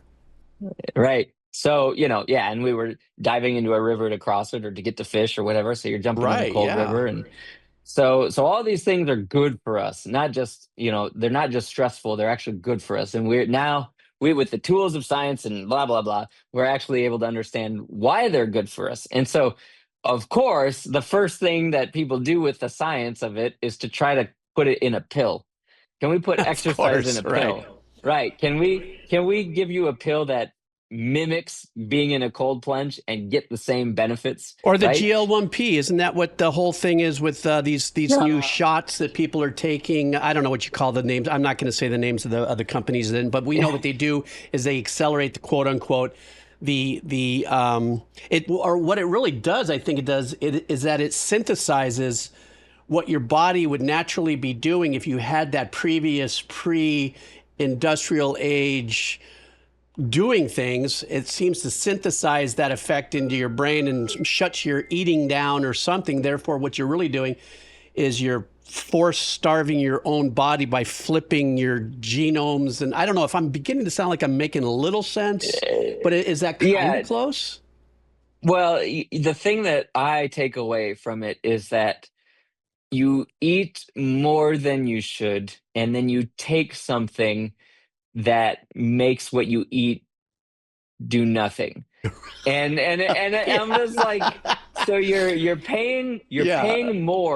you're paying more money than you need to for the food, and then you're paying even more to take something that makes that food don't not do anything. Yeah. And I'm just like, And we don't even know what the side effects are truly going to yeah, be. yeah. I mean, it's madness. It's just Yeah. stop eating. You don't need as much food as you think you're gonna die if you get on an airplane without peanuts or something like that. No, you can go 30 days without eating. The skinniest person, me, can go 30 days without eating and not die. You lose about a pound a day, starving yourself completely. And of course, okay, here's the problem. Doctors can't tell you that because they don't want to encourage you to adopt an eating disorder. So there's this discouragement of telling people to fast because then they become too, and to their credit, there are studies that study this. There are studies that if you tell people this, how is the average Joe normal or whatever, like you said, going to respond to being told to fast? Because they're not coming into the doctor's appointment with a history of science and health and medicine knowledge. And they get 10 minutes with you or 15 minutes with the doctor. So whatever the doctor tells them has to be effective. And if the doctor just tells them don't eat for a couple days, how does that get translated into their mind, and what do they take away Yeah. from it, you Right. know? And so so medicine is about, you know, not about what is the most motivated, intelligent person going to do when they come into the doctor's office. Medicine is about what is 90% of people going to do when they come into the office and we tell them something, and they study this. It is researched. It is, so it's not like doctors are just telling people anything. It does mean that doctors don't tell each person what each person needs to hear. Right. It means that doctors don't do a good job with personalized medicine, and it's just because that's a really hard problem to do and solve. Yeah, but So it's we're in also, I this mean, I'm period. thinking, I'm Yeah, thinking that has a lot to do too to how the business of being a doctor has changed shape. yeah, Because, like I jokingly say, back in the 1900s, I went to a doctor's office that wasn't motivated by spinning, how many people you can get through the doors because your HMO or something is saying you've got to see 60 people a day or whatever the case is. right. So everybody's become desensitized to the personality and the emotional connection to trying to find somebody. I remember when I Yep. was a kid in the 60s and the 70s, I would go to a doctor that helped me with my asthma and really sit down and spend that quality time with me. Of course, Yep. they worked with the best that they could. They'd give me this inhaler called Primatene Mist. I had no idea I was taking mainline shots of adrenaline that could have exploded my heart 10 years later. But they did the best they Right. could and they worked with you. But right now, unfortunately, a lot of these great doctors that have potential to be the kind of doctors you're talking about have got to sit there and say, God, George, I'd love to talk to you a little longer, but I've got 14 people waiting behind me. And I'm just like, yeah, no, I understand. They put down their notes and they do the best they can, So that's Yep. a product of our, without getting into the whole different conversation we can go in for 2.5 hours of the corporate business model of being a doctor in Right. medicine and pharma, but yeah, understanding what you're Yeah, saying. no, yeah, that's the again having to do with the medicine community sort of being reactive. And so the system we have today would have been great for the population we had, 40 years ago. But Right. now we've got a population that has changed completely how they lived. And now we have all these diseases cropping up, and the system that we built isn't designed for that. And so now, there's an attempt to do the best that we can by offering drugs and treatments, because that's, again, what we really needed 40 or 50 years ago was people coming in with Lyme disease, or people coming in with, you know, uh, asthma, or people coming in with something.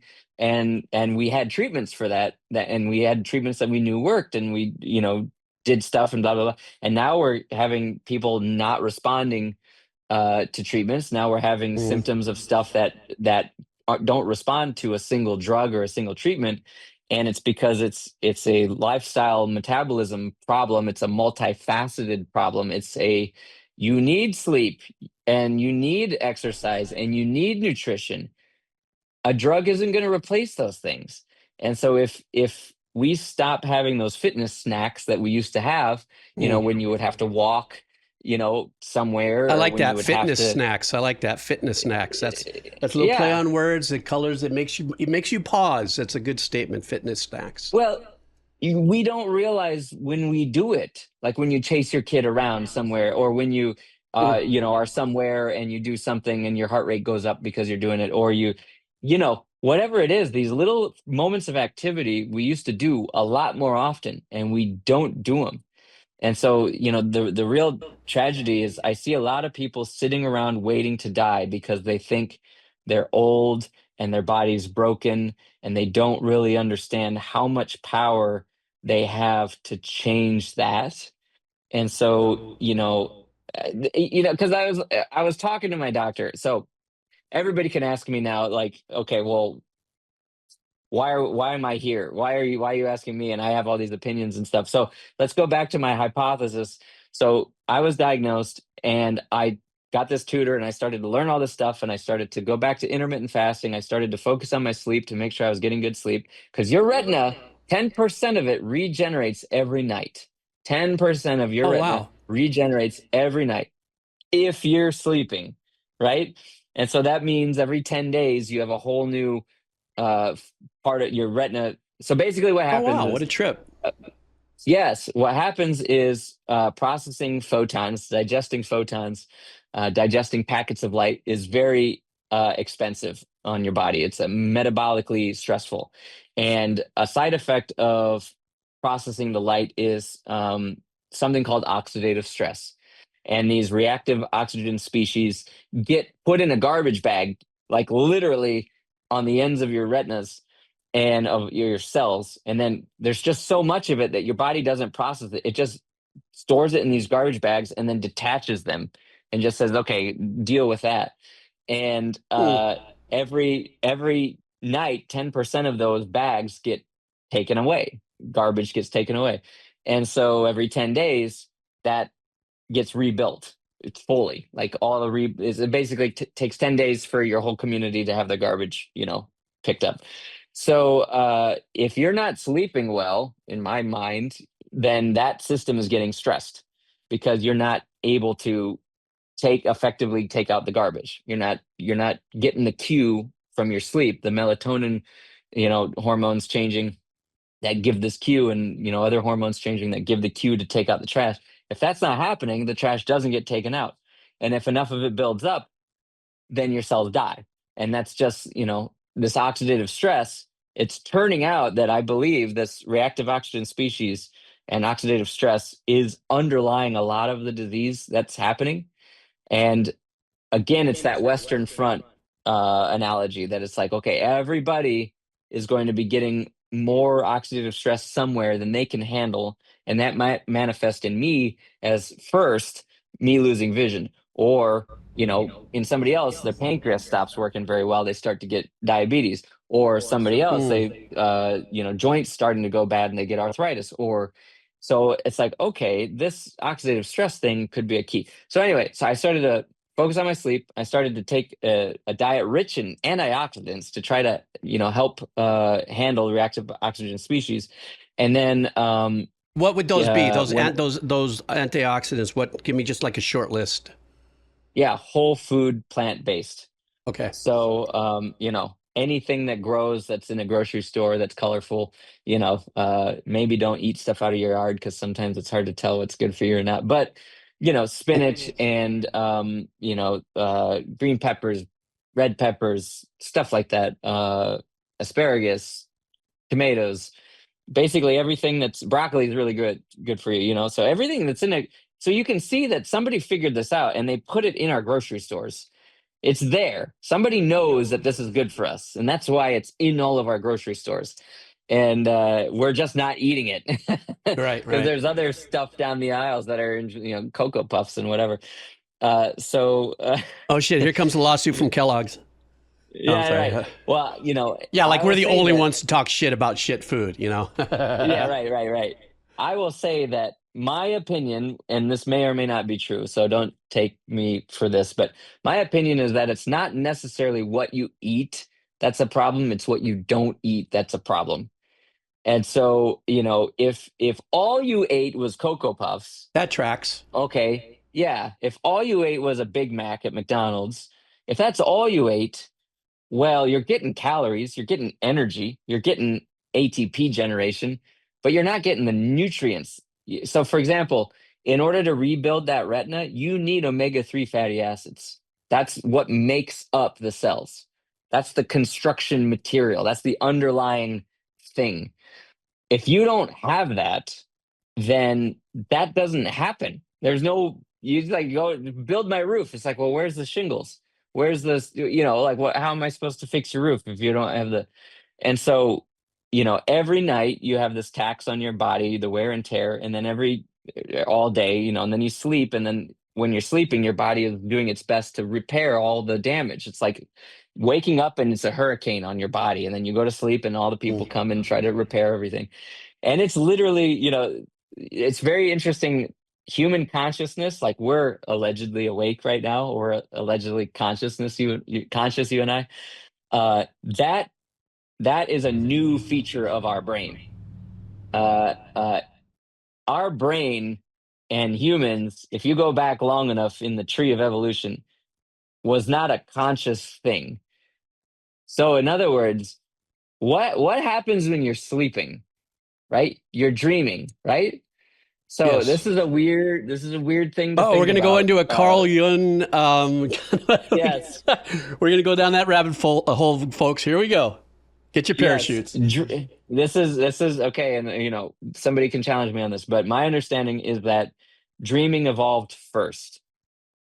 Dreaming evolved first. So our natural state is sleep. That's like the natural Thank state. I you, know, I know, I James. know. Yes, Yay. yes. And everybody gets That pissed at me. is I have been taking naps for 35 years, and people are like going, "You're lazy. You're not completing anything. You're not did it." And oh, thank you for setting me yes, free. yes, yes, you are free. That is the natural state. So so imagine we're all blobs, and then every now and then we're like, ooh, and then, but this being awake is so toxic. Okay, you've seen it. If you don't sleep, you die. Like if you don't get sleep, you will die. And if you don't get sleep regularly, you will die faster. And if you don't sleep regularly, you are much more associated with lots of diseases. So being awake is a toxic state. Being awake costs you. And so if you're pushing that, delaying sleep, getting poor sleep, waking up early, you're just, you know, that's a real problem because our natural, we're designed really to be asleep, and we've evolved this ability to be awake, which is very nice, but it's also very toxic. So Boy, I I was can like, see all the right, comments are going to be blowing up. yeah, I love it. And Like, yeah, I mean, I understand it's your opinion, but still, there's a lot of it. What I'm getting in on it, but this yeah. keep going. Yeah, no, everybody tells you sleep is important, but why is it important? It's because of this metabolism that when you're awake, your body is not designed, it's like it's our brain is like an engine that's being revved.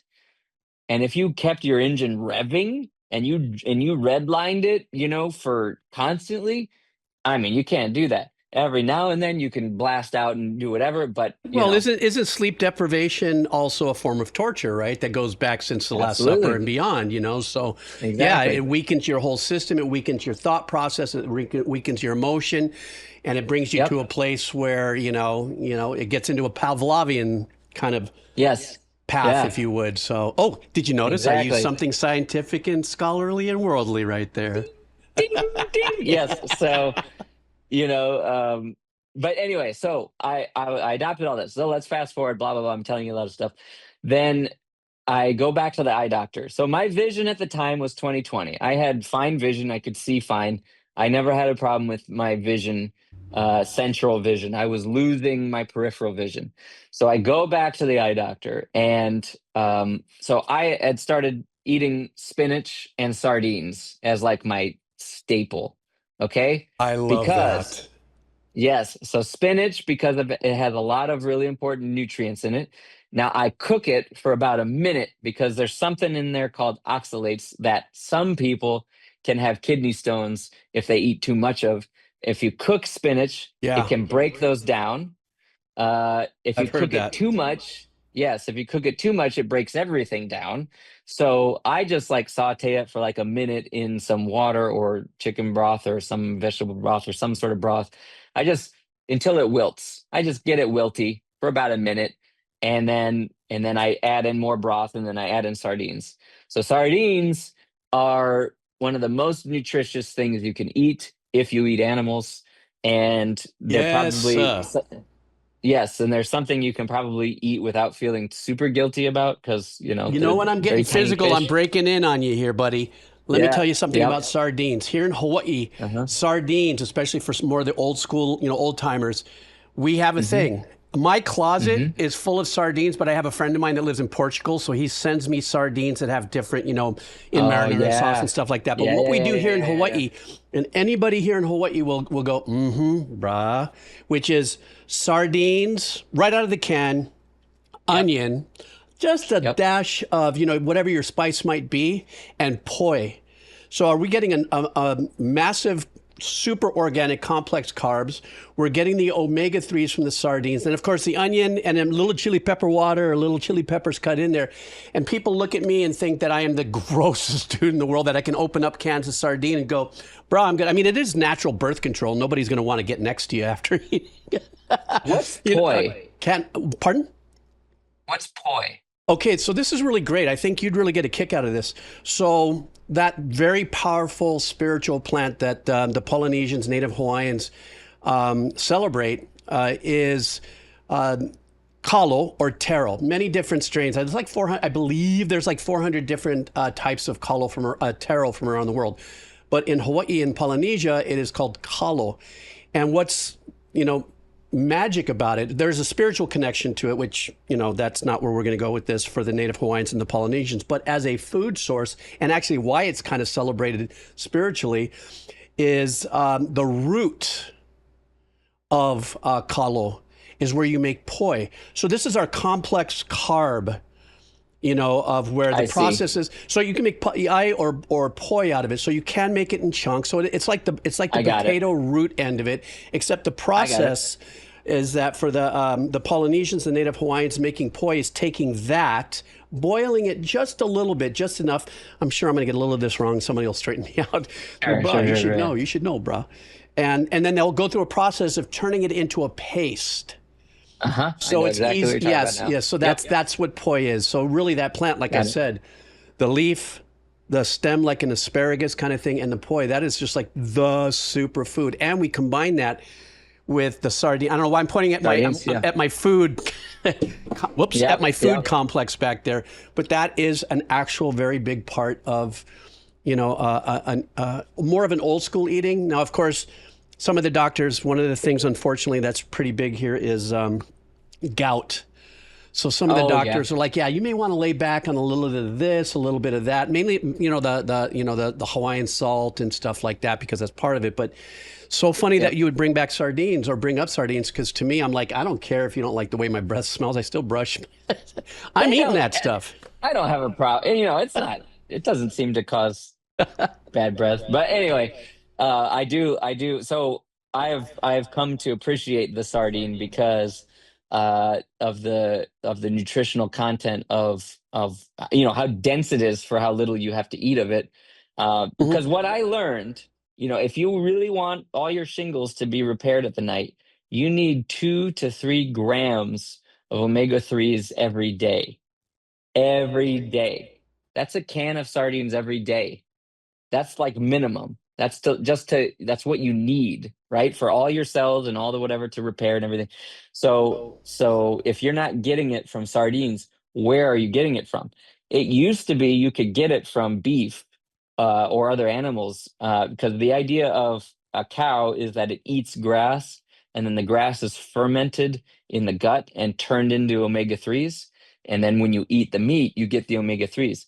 The Didn't problem know that. is Yes, the problem is, and this is another issue with degenerative diseases that are neurological, like Alzheimer's and MS and things like that, is we're starting to see what happens when you're chronically deprived of omega 3s, and because modern cattle that is fed grain, unless they're grass-fed animals, they don't produce Wow. omega 3s. Yes, so Okay.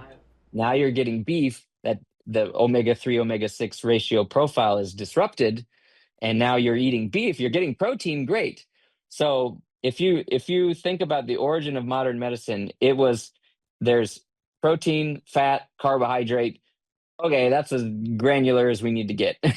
Yeah. And now we're learning, like, oh, it's actually not the protein we need. It's the protein plus the omega 3 plus the omega 6 plus the blah blah blah, all the plus all these amino acids plus all these. Oh, I guess we need all this nutrition, and it's not just like meat. So and this is like, I'm not a vegetarian. I do only eat ethically sourced, ethically raised animals, like the best I can, because you don't need to eat a ton of meat. Like, you don't need a steak every meal, and so you don't need meat to be cheap, as cheap as it is. So I Sure. pay more to get but I eat less of it, if that makes sense. So I still eat animal products. So I just ensure that they're ethically sourced and they're high quality, and then I don't need to eat as much as them, of that, so I can afford to pay more for it, if that makes sense. Because a lot of Sure. people, they worry about, well, eating organically costs all this money. I'm like, well, Yes. you don't need to eat as much as you think you do. And I think that, it's not as expensive. It is expensive. It is more expensive to eat good food than cheap food. But it's not as expensive as people think when it comes to the end of the day. Yeah, well, I mean, but that's part of the, the post-industrial age programming of consumption of food, from what I understand, is the marketing is gorge yourself. Or is it gorge? Right. Gourd? No. Yeah. Eat until you can't eat anymore. Or as a matter of fact, you need to have 3 meals. The biggest scam was when Yes. the cereal Yes. companies programmed in their marketing, start your day with, breakfast, or I remember, when I lived in Los Angeles for a minute and stuff, the trucks used to drive around and say, enjoy life, eat out more. I mean, there was such a marketing push to eat Yeah. more than you need to be eating, and then eat until Right. you can't eat anymore and you're just, popping out in the sides, and I think that's Right. Right. also Right. part of that. I think those of us who are past maybe 7 or 8 or 10 years old in the programming of being a human, that becomes part of the consumption mentality, which is you don't feel full unless you can't move. When Yeah. truly, I believe, in the way we're having our conversation, your body is going to already send a signal when you're done, and then you can get on with your day. But then we're programmed to eat until we can. And as a matter of fact, I think here in Hawaii, we have a term called attack, and that's when you eat too much food that all of a sudden your body can't function anymore. You got to pass Yeah. out, and so Yep.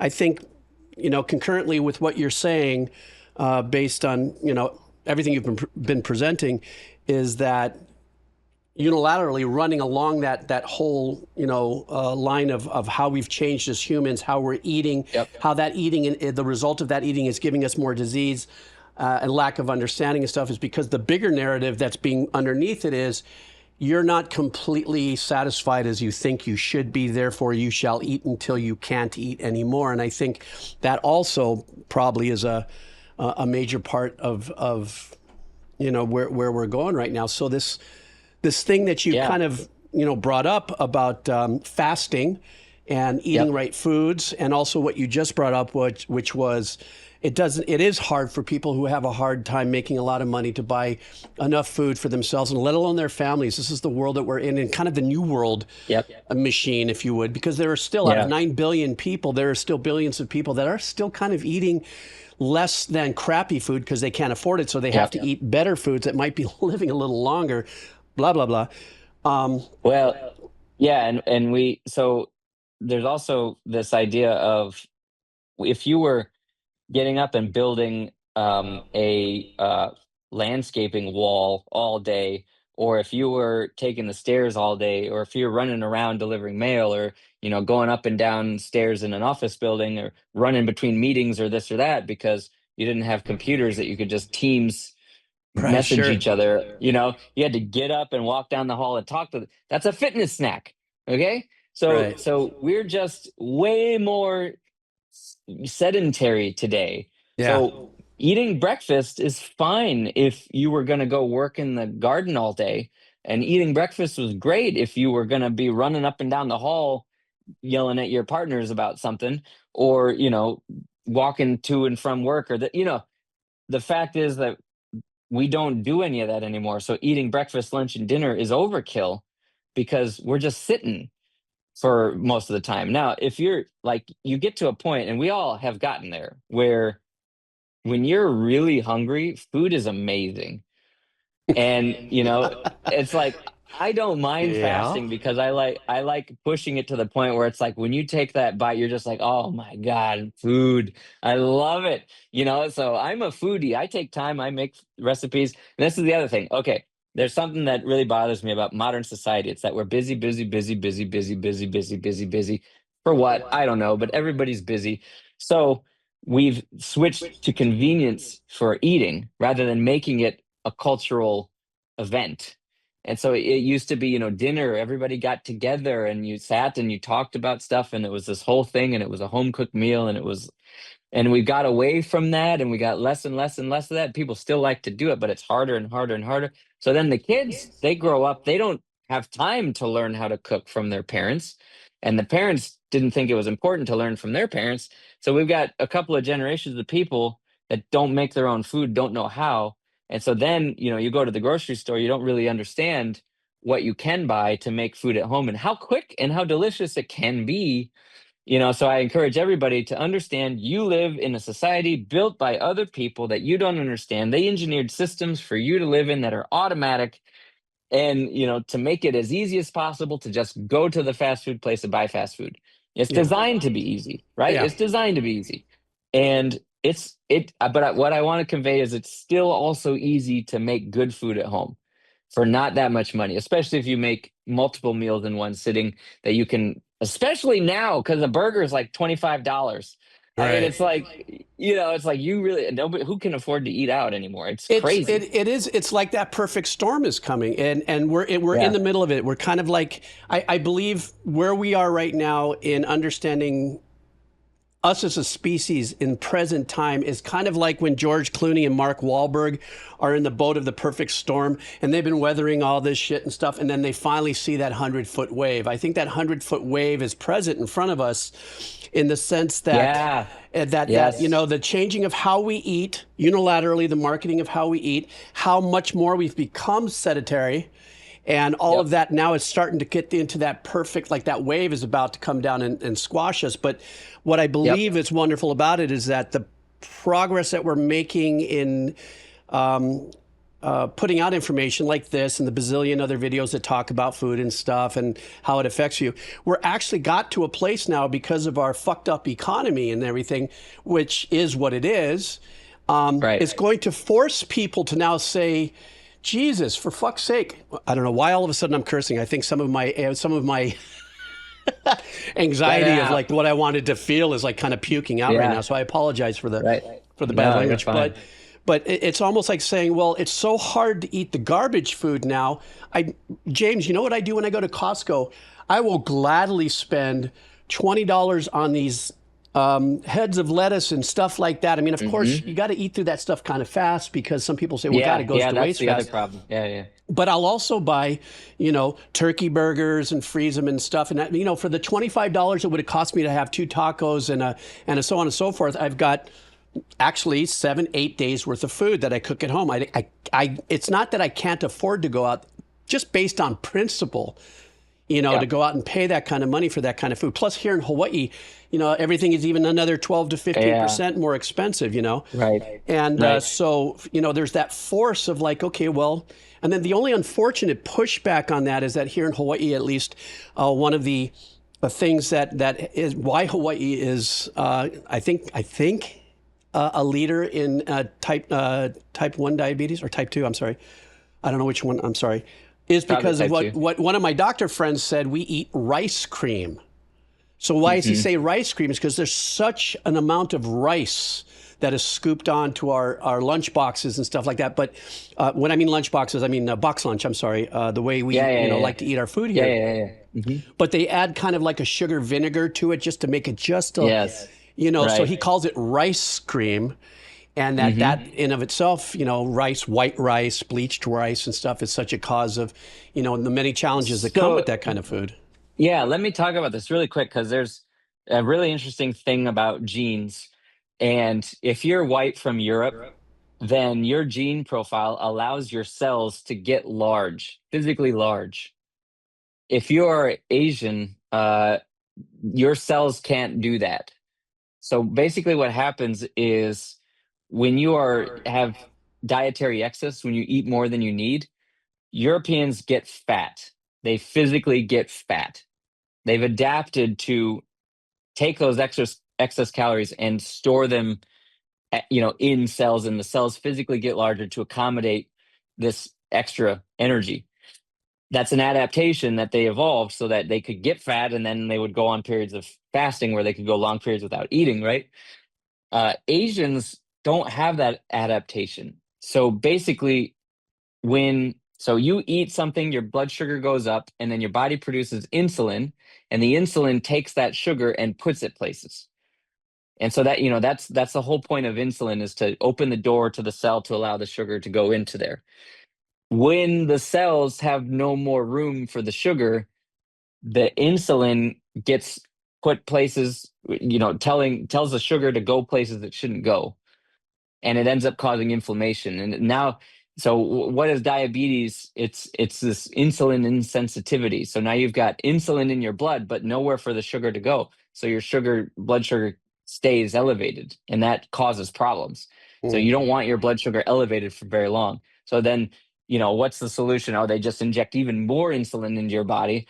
And it's like, that's to help bring the blood sugar down. It's like, you shouldn't have the spike, keep this. So with type 2 diabetes, there's an attempt now to try to improve your body's metabolism of blood sugar, keep your blood sugar stable. So that when you eat something, when your blood sugar goes up, your body doesn't need, there's a place to put it. I mean, that's the whole point. So diabetes is a result of, in most cases, type 2 diabetes, of people just having their blood sugar elevated for too long, chronically, and the insulin is doing its best to do something with the sugar, to put it someplace, and it can't put it places in certain populations. Their genetic profiles just don't allow the sugar to be turned into fat and then the cell to get larger. So you can have type 2 diabetes and not be fat in depending on your genetic profile.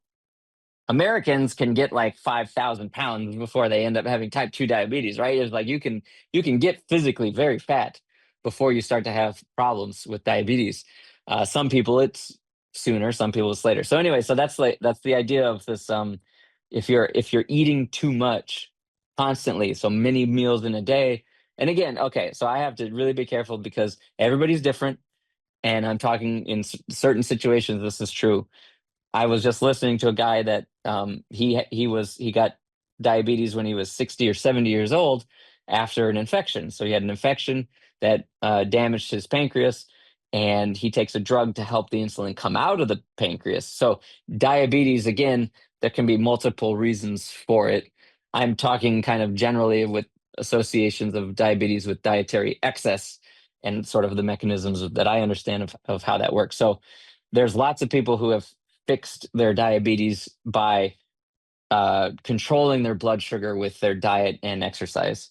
So, if you eat something and then walk 100 steps, your blood sugar comes down right away. So that's a way, rather than injecting insulin, for some people, you could do that as a management, so everybody's different, blah, blah, blah.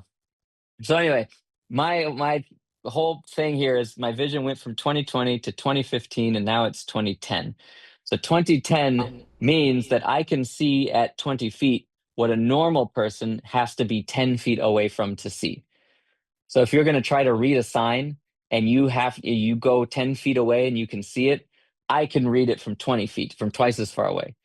And my vision is like super sharp and super clear.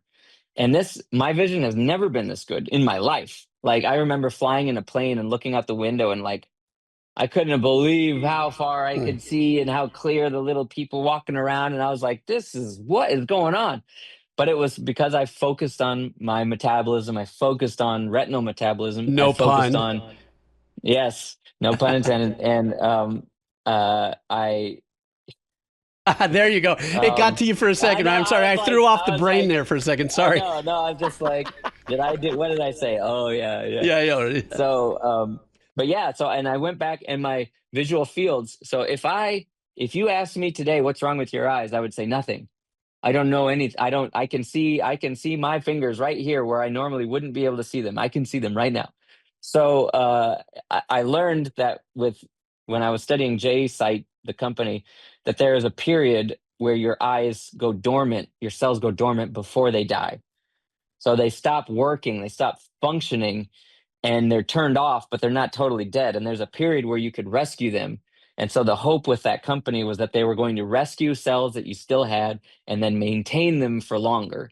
And so I thought, well, okay, let me try to do the same thing they're going to do without a drug going in my eye. Maybe I can influence it somehow. So I adopted exercising, I adopted fasting, I adopted omega-3s, eating the sardines, I adopted eating all the polyphenols from like spinach and asparagus and other plant foods, and eliminating McDonald's and fast foods completely, and just like, I'm not gonna, because I viewed it as toxic, like literally toxic. Sure. Yeah. Without a doubt. And so I'm just like, which is crazy to think that there's a company in the United States that's making us sick. And, it's That's a crazy. It's whole just like, different podcast, bruh. I know, but it's just crazy. Like to get up every day. What am I going to do for a living? What am I going to spend my time doing? Oh, I'm going to work really hard to poison everybody. It's just like, and they might not think that. They might think like, oh, there's nothing wrong with our food, because maybe they don't understand, what's going on. Yeah. But it's crazy to me. So anyway, after doing that, my vision did all this and it improved, and I went back and I got measured, and it literally got thicker. My retina, they could measure it.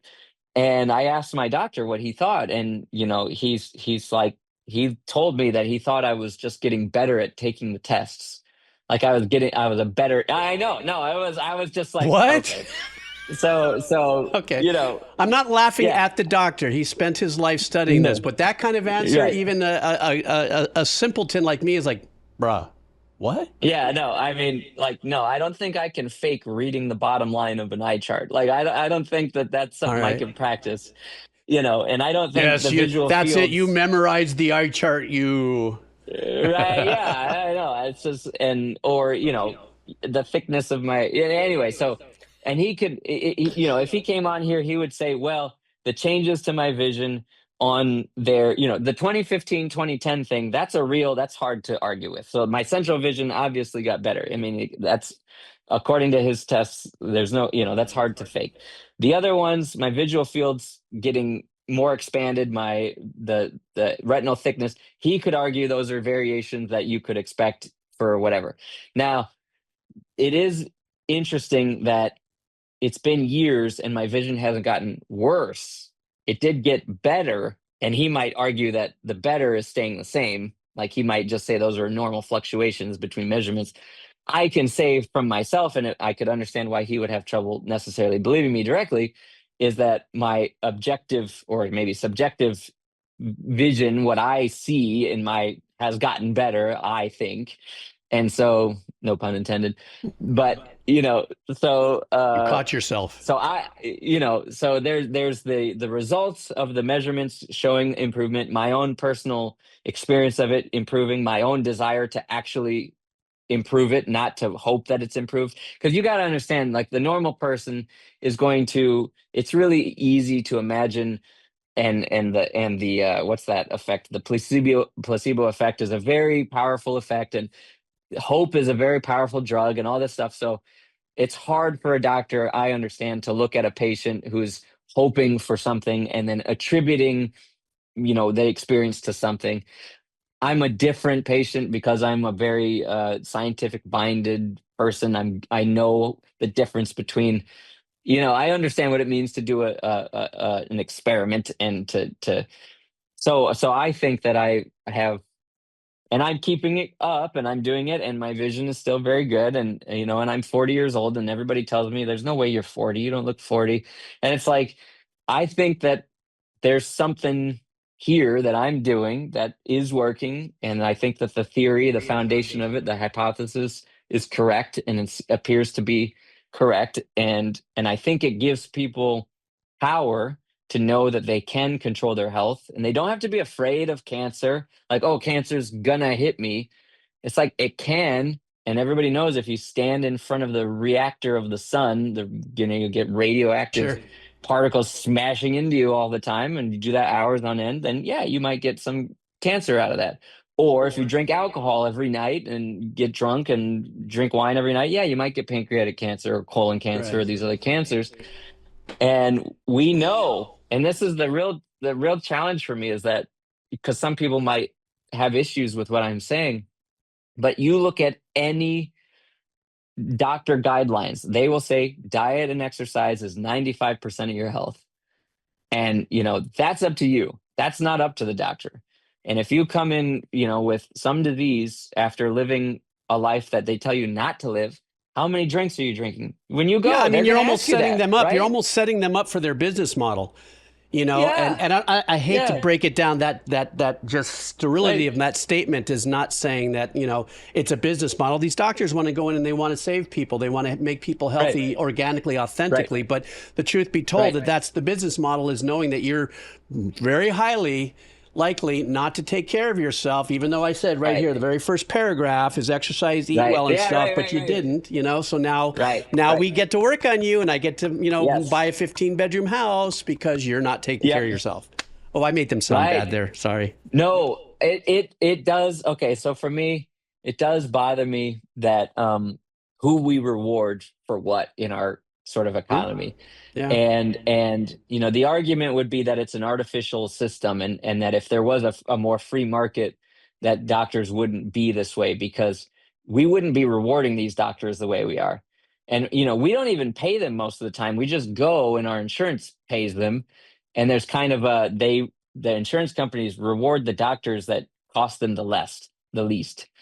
Yeah. It's kind of this weird, like, so it's a weird system where it's sort of artificially created. And you gotta it's like any system, though. You gotta learn how to navigate it, and once you do, it can be very powerful. So if you can learn how to use the tools of a doctor's office. You got to find a doctor who's interested in doing this, by the way. But Right. you can take measurements, you can get blood work done to look at specific things that they're not interested in, because the system isn't planning It's for not you to take motivating them to ownership. do that. It's not motivating them to Yes. think that particular way. Yeah. Right. And you got to know what biomarkers to monitor, and you got to know to do your own exercise and eat your own thing, and then go back 2 months and then take the blood work and then see, like, look, my level's improved. And the doctor goes, whoa, I didn't know somebody could do that. And it's like, Yeah. really? Well, I mean, here's the other thing too, is that I can imagine, and I've seen this already on postings and stuff, is how frustrated doctors are getting now, because we have such access to information that everybody can chat GTP symptoms and then start bugging the doctor about certain things that Yes. they're just not, you know what I'm That's a saying? They're problem. now getting That's a overwhelmed, problem. justifiably Yep. so. And I understand that, Yeah. because now everybody's trying to be their own doctor and stuff. I mean, I'll do stuff like, Yep. I just had a CT scan because I have a little hernia, right? So they CT'd me from here to my pelvis, and then they ran through a bunch of things, and the guy that read the CT scan noticed that I had, a little bit of this, a little bit of that, a little bit of this. This is the thing. It's really funny, though, because all of his statements were to be expected for your age. I'm like, bro, okay. Yeah. Yeah. Yeah. Yeah. Yeah. Yeah. Yeah. Yeah. But Yep. what I do Yep. want to say, in the interest of time, too, because we're really tipping this in, this is a great conversation. Oh, yeah, I know. Yeah. So I'm getting hungry, your actually. journey, no, I love it. I'm going to have you back for something else for sure, guarantee. But Yep. the summary, if I would, in a very simplistic surfer, composer, dude kind of thinking, is that your journey of everything that you've gone through has boiled it down to, and everything that you shared with us, is that it's really right back down to the really good eating habits, and also an important part, even if you don't necessarily know you're doing it, but maybe depending on how you space when you eat, some of the, I'm sorry, what are we calling it when we don't, fasting, Yep. that the fasting mechanism is like an incinerator to all those bags of trash you've been talking about. So when your body's, Yep. Yep. getting these cells and killing them, but they're just redistributing the bags of trash that don't necessarily have a way out. They might be hiding Yep. into the fat cells, or wherever in the body, that the fasting mechanism kind of incinerates, goes into roast mode. Those things get Yep. roasted out, and then you kind of, can go amongst, or on the route of healing yourself potentially, or at very least, while you're going through the journey of healing yourself, of which that doesn't mean that everything will be healed through that process, you will feel good. Your motor will be running at its best as Yep. possible. So while you continue Yep. on a journey Yeah. of healing, then you'll feel at least supercharged to do that. Does that sound about Yeah, right? and your mood will be better. You'll love life more. You'll enjoy being alive. You'll have real energy. You won't get these crashes and everything. And I think, the main thing that I would say, we didn't even touch on this, that I kind of figured out, is when you're eating food, you're actually feeding bacteria in your gut. You're not, like, if you think about, you eat food, it goes into you. Well, what happened? Right. All That's been a these big conversation, microbes. is gut health. Yeah, so all these microbes eat what goes in now. Think about it this way. If you've ever left something in the fridge for too long, it gets moldy, right? So if that thing isn't in the fridge, there isn't mold. It needs the thing in there to get the mold, right? So that mold could be something that produces serotonin for your brain. That mold could be something that produces something that makes your skin clear, or it could be something that produces something that makes your skin not clear, right? So what you eat grows mold in your gut, and so you're selectively choosing what grows in your gut based on what you eat. So what you eat chooses the bacteria in your gut, if you can think of it that way. And you're either rewarding the good bacteria or you're rewarding bacteria that harms you. And so that's why what you eat is sort of so important, because you're feeding bacteria, and those bacteria are either good or bad. And the more you eat, the more they're growing and the longer they're growing for. And part of fasting is to slow that system down too, so that there isn't this bacteria that's running amok and giving time Yeah. for your body. You're letting them battle it out when you're not eating, and then the winner sort of is probably the good bacteria that's supposed to be there. And then you eat something that rewards them, makes them stronger. Then you don't have leaky gut syndrome. Then you don't have any of this other stuff. Then your skin looks better. Then everything looks better. Your hair looks better. Your mood is better because 90% of the serotonin is produced in your gut that's used for your brain. So it's like your brain is here in your gut. If you're not feeling well, it's because of your gut. That's one of the things I've learned too. So anyway, that's a whole lot. Wow, but that there was, you you go. know what, James, I can't thank you enough. It's funny how the world pulls it together for us to have this conversation. We And knew it would happen. We knew it would happen one day. at some point, we were hanging in and watching each other's posts, going, we've got Yep. we've got Yep. commonalities. Of course, it was always around Yep. music, so that was a Yep. good thing. And this was an extraordinary conversation for me because I love to learn, and I have to say, you are an excellent teacher in the capacity of how I understand, because I am theater of the mind. So some of the ways that you brought up certain subject matters, because I could materialize it in my head as a theater of the mind, I was like, I get it. I mean, that's why for me, Exactly. there's a lot of videos that I've watched in my history of YouTube and stuff, that I've gotten more information of the kind of videos that while they're talking, they're drawing and stuff, and I'm connecting these visual dots. So Yep. I truly Yep. appreciate that. I truly appreciate you also sharing some of your, health is personal, and your journey, and Yep. making yourself available for that. Yep. I want to have you back, obviously, for other stuff. We can talk about, I'm sure you're just as intuitive in music and stuff. Maybe having you come back in, and so let's just set up the pins and bowl them down about music and stuff. And That'd be awesome. would you be Absolutely. down for that? I'm in a band now, so now I have a lot more opinions too. So yeah, I'd totally be down. You've brought in the other creative energy. Whoa. Believe me. So we can talk about whether digital versus analog, because as a guitar player, No. I have this. Yes. So anyway, we'll save that. Yeah, for, we're going to for save later, that one, but that's one that we can get into, Yeah. because I don't know. I don't know if you know of my professional trajectory, but I was I was an engineer from the late '70s all the way through the transition into digital. Yep. So there's that whole conversation of tape saturation, analog versus digital. Yes. All the Yes. digital modules that are trying to model saturation and so stuff. I'm going, why excited. would they even model this stuff? Is because these people don't even know what it originally sounded like. But okay. Yeah. Zen. Next time. I love James, it. thank you I would so love to talk to you about that. much. I That's appreciate something it. you can teach me about.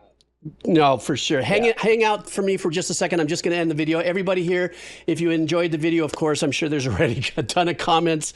Thank you so much for hanging out. And, if you're at least still here and had no comment, you can type in, I'm still here. So to everybody on YouTube, aloha, James, take care. I'll see you, buddy.